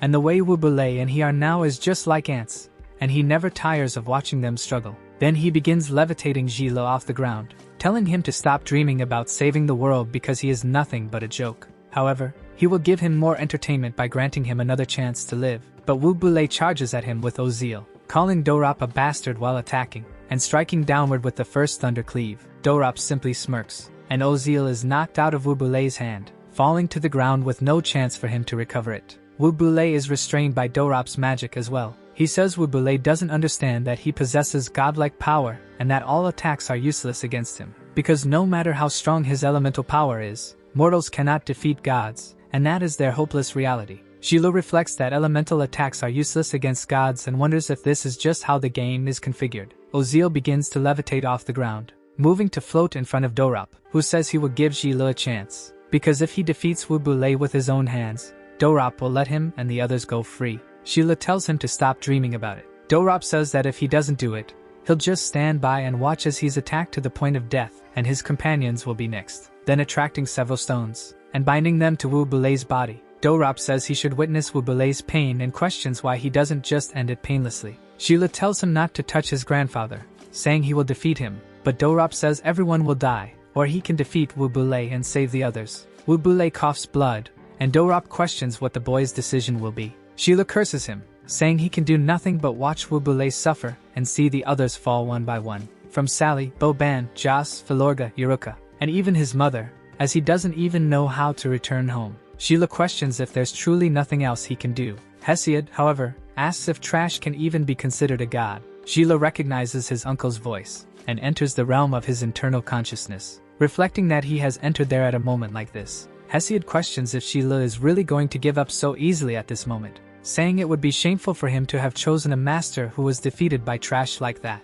Sheila says it is impossible to harm Dorop because he has godly power, and elemental power doesn't work, but Hesiod agrees, asking how mortals could harm him. He explains that, by the natural order, normal elements cannot harm him. Sheila asks if he has something up his sleeve. Hesiod tells him that if Sheila kicks the bucket, he will too, so he won't allow his master to lose to someone like that. He claims to know how to handle this because while the power of the underworld is indeed strong, Dorop has crossed paths with Sheila. Sheila questions what he means by cross paths. Dorop explains that ordinary powers don't work against gods, but the element of chaos is different. It's the only power capable of defeating gods. And now is the moment for Sheila to learn how terrifying the chaotic element is, releasing 3% of its power. Dorop laughs and asks if Sheila has given up resisting, saying he will simply defeat him, because Sheila appears to be sleeping with his eyes closed. Dorop conjures an elemental sword and tells Wu Bulei to meet his end, but Sheila asks if Dorop isn't the one who will meet his end, making Dorop turn around.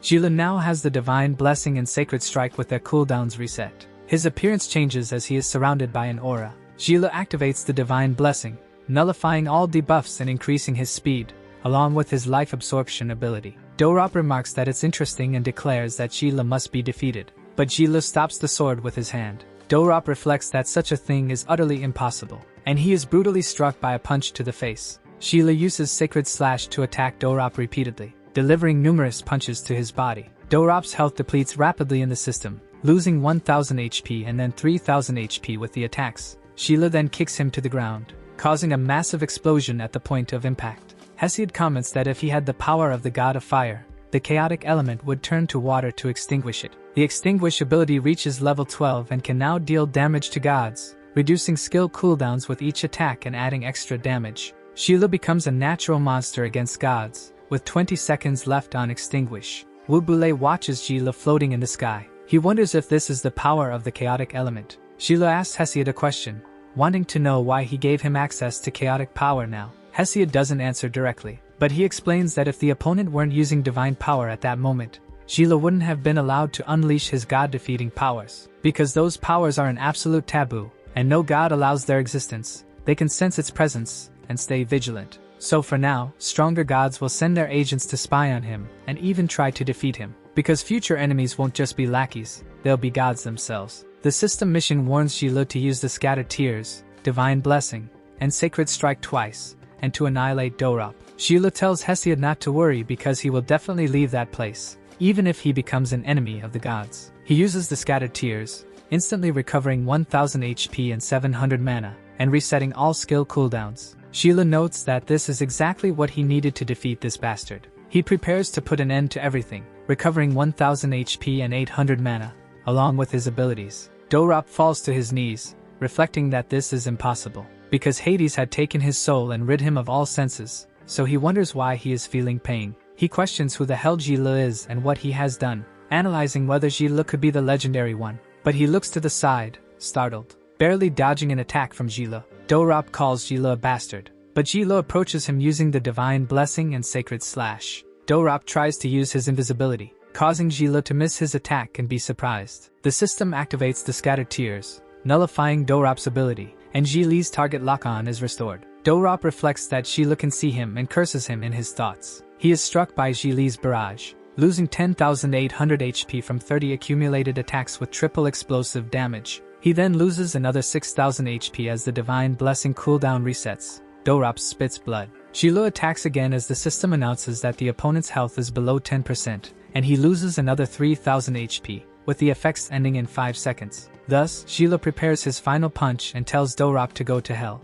gathering all his aura into this last attack. Dorop smiles and questions if this is the power of the enemy of the gods. Sheila hits him with a punch of all his strength, focusing entirely on this final blow, causing an immense explosion after the attack. Everything around is destroyed by the blast. Wubule, watching the fight, simply observes. Boban finally manages to defeat the Wanderer in their village. Jas and Philorga look up at the sky, watching what's happening there. Dorop is consumed by the explosion, being completely obliterated as if he were nothing. Sheila annihilates Dorop and gains 3 million experience points, leveling up 5 times and obtaining several items and a red key. Sheila completes all the requirements and levels up, gaining 1.5 million experience points and acquiring the essence, raising his level 2 more times. The system announces that it activated the compound foundation, using the illustrated manual, and activating the map and function detection. Thus, Sheila collapses to the ground as his power dissolves, while Wubule runs toward him. Wubule calls out to Sheila, who is right in front of him,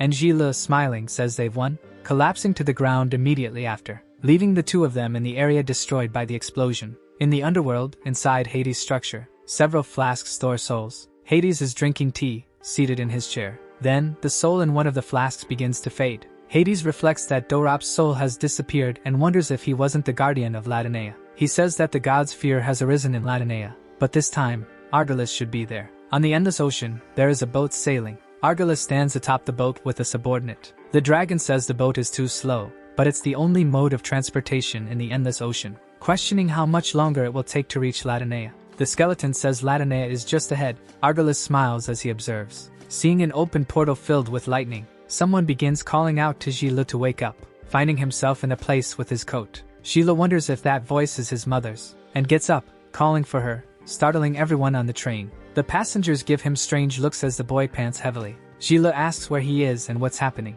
but a bald man grabs him and says he must have been startled by everything. The subway announces the next stop is Avenue High School, and passengers should disembark, so Sheila reflects that he's back in the real world. He shouts that he's back, making the bald man question if he's some kind of lunatic. The subway instructs passengers to exit on the left side. Sheila says he had a nightmare and apologizes, but the system warns him that danger is approaching. The boy wonders if he's still receiving messages from the system and if he hasn't truly returned to the real world.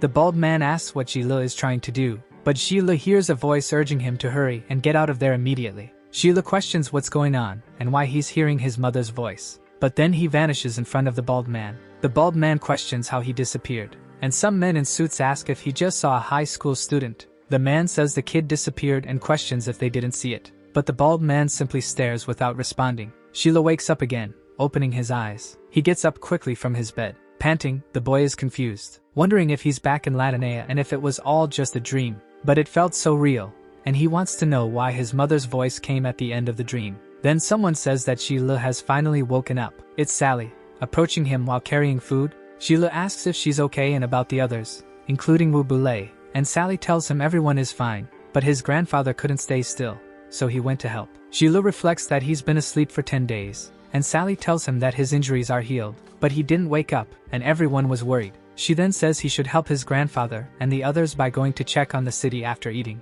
because the citizens are preparing a big banquet tonight to thank him for saving the city, and their hero needs to give a speech. Sheila questions the speech and asks Sally to wait. Sally turns, saying there are new clothes for him by the door and that he should change. Sheila observes the food that Sally had left, but he remembers that Yuruka is in his interdimensional space. He opens his inventory, noting that after so much time, Yuruka should be recovered. However, the system fails, notifying him that Yuruka isn't ready yet, and Sheila reflects on how he hasn't recovered in 10 days. Sheila notices an unread message. He opens it, finding a notification that he has completed the prologue of the Cosmos and held difficulty, and all system functions have been unlocked. Sheila wonders if the game was set to held difficulty, and that's why he couldn't leave, but now all functions have been unlocked. Letting that thought go, he decides to check the forging system, activating the function, which uses materials, stones, or other equipment to create new items. Sheila reflects that the forging system is similar to those in other games he's played before, and the creation and restoration features are as familiar as ever. He notices that the whole experience feels more like a game and wonders if the illustrated function could be due to the creatures he encountered earlier. The illustration function states that all creatures and items encountered will be added, along with related information, and once upgraded, it will identify high-level entities. Jilo reflects that Yoruka and the Predator are unknown entities, so he needs to evolve further to understand them. The system activates the map feature, helping him see monsters, and also the title system, which can provide bonuses. There's also a teleportation feature, which allows him to travel to different district teleporters, but only he can use it. Jilo reflects that the crucial function is the development of the enemy of the god system, which indicates he has an essence he can use. He considers that he has unlocked only 3% and that if he needs to go to the temple in the future, it's better to have more power. Deciding to use it now, his body becomes enveloped in chaotic energy. Jilo reflects that it's just a 1% improvement, but his body feels full of power, like an ocean. He looks at the new items, the Earth Ring, which grants the Earth element, plus 30 intelligence, and plus 25 physical stats, and the Ice Armor, which enhances his health and has a passive ability. Jilo equips the Ice Armor just as he reads its passive ability. Noticing that he finally has the key, although the armor begins to fade. Jilo comments that the last time he opened a treasure chest, Yoruka appeared, and he wonders what it will be this time. In the city undergoing reconstruction, Jas tells Wubule that all the wounded are being cared for, and the barrier enchantment has been repaired. With the repairs completed, the city will soon return to normal. Wubule congratulates him and asks about the banquet, to which Jas replies that Filorga and Rakadler have been handling it since early morning. However, the Guardians are still there. Higgs and Lucius are being watched by Boban, but Salkia has escaped, and his whereabouts are unknown. Wubule comments that there's something suspicious about Salkia. Jas notes that Salkia is alone outside, so he won't survive for long. Wubule agrees but says he feels Salkia is hiding something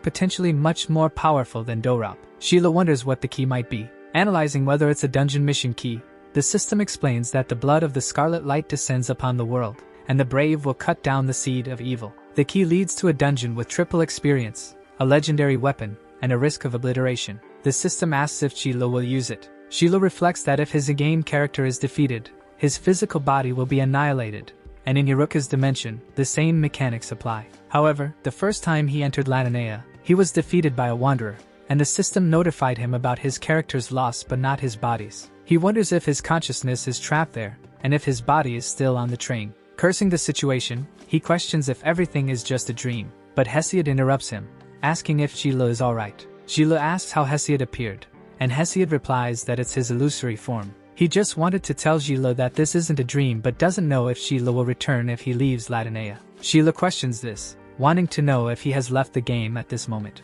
Hesiod agrees and says he has observed everything Jilo has also seen. Jilo recalls the bald man after him, noting that he appeared on the train, and asks about his mother's voice, wondering why she asked him to leave. Hesiod says he didn't hear that but admits he's never encountered teleportation before. However, it's an enormous power he's never seen, either elemental nor divine. Jilo reflects that since arriving in Latinea, there are only two possibilities. The first is that his consciousness never left the game, and he is in a map similar to the subway station in the real world. The second is that he returned to reality, but it's impossible for his body to have been on the subway, which means he transmigrated into the game. However, what matters isn't whether this world is real or illusory, but rather that the bald man he saw earlier might be the one Xiaomei mentioned. He wonders if this man took his mother, and questions everything that's happening, asking why he was the only one sent there. Jilo starts cursing while shouting, but Hesiod tells him to calm down. The system asks if Jilo will use the Crimson Key, warning that if no decision is made within 10 seconds, the system will terminate the process. The key appears before Jilo. Jilo says it's fine and reassures his uncle not to worry, adding that he has something to ask, questioning if Hesiod has ever defeated gods before and about Morphus. Hesiod remains silent upon hearing these questions, but apologizes, saying his mind is blank regarding all of this, though he must have defeated a god before.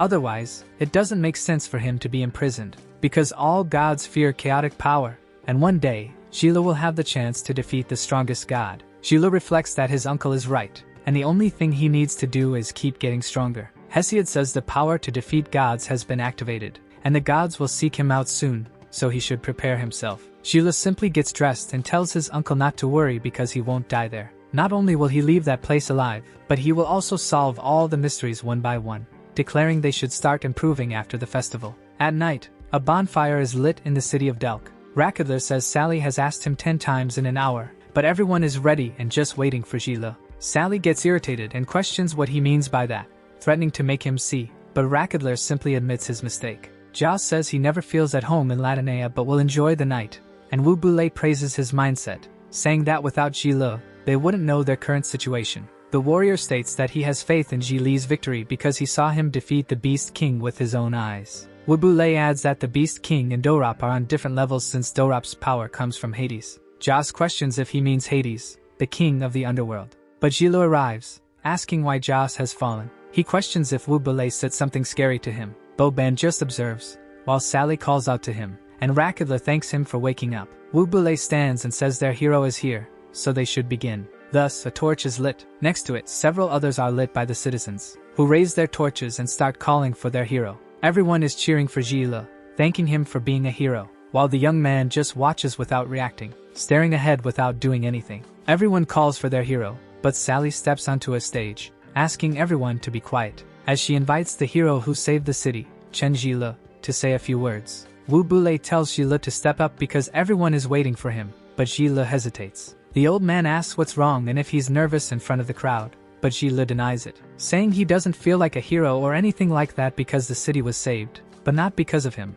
It was the old man, Jas, Filorga, and Boban who protected everyone, and if it weren't for Wubule's help, he wouldn't have defeated Dorop. So he doesn't think he can stand before the citizens and take all the credit. Wubule tells him not to worry because everyone knows that if it weren't for Jile, they would all be doomed by now, and they just need a true hero to give them hope for a new future. Jile is the only one truly worthy of holding such a title in the group. Jas and Rakadler, standing behind him, tell Jile he can do it, and Wubule continues, saying that as a hero, he should lead the people and give them hope of leaving Latinea, proving that it's not impossible. Jile simply nods his head. He steps onto the stage as the entire audience cheers for their hero. Jile reflects that his grandfather was right. Everyone had experienced war and lost their hope, but now they just needed someone to lead them. He decides that he will take the title of hero and protect those in need, like a true hero. He wonders if this is what it feels like to be needed by others and realizes it's not a bad feeling. The people of the city begin cheering for Jile as he steps onto the stage.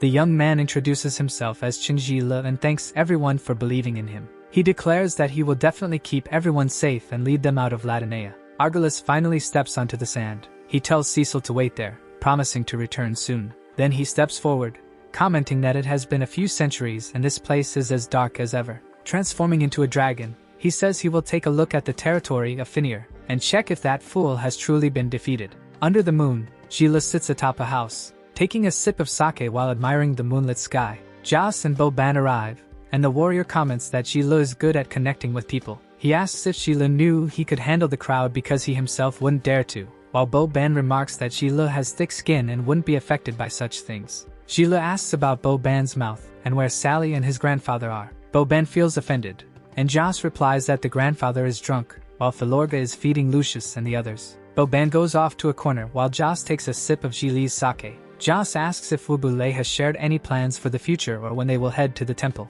Jile denies this, saying he wants to improve his skills first, and then proceed. Boban brings up the divine beast guarding the temple. Jas asks what he means, and Jile explains that compared to the other guardians, Dorop was low level. He adds that they need to become much stronger than they are now. With that, Jile jumps off the roof, saying he's going to rest and telling the two of them to go to bed early as well. Jas questions what's up with Jile and why he's acting so mysteriously. Our video ends here. If you enjoyed it, please like and subscribe to the channel. Until next time, bye bye.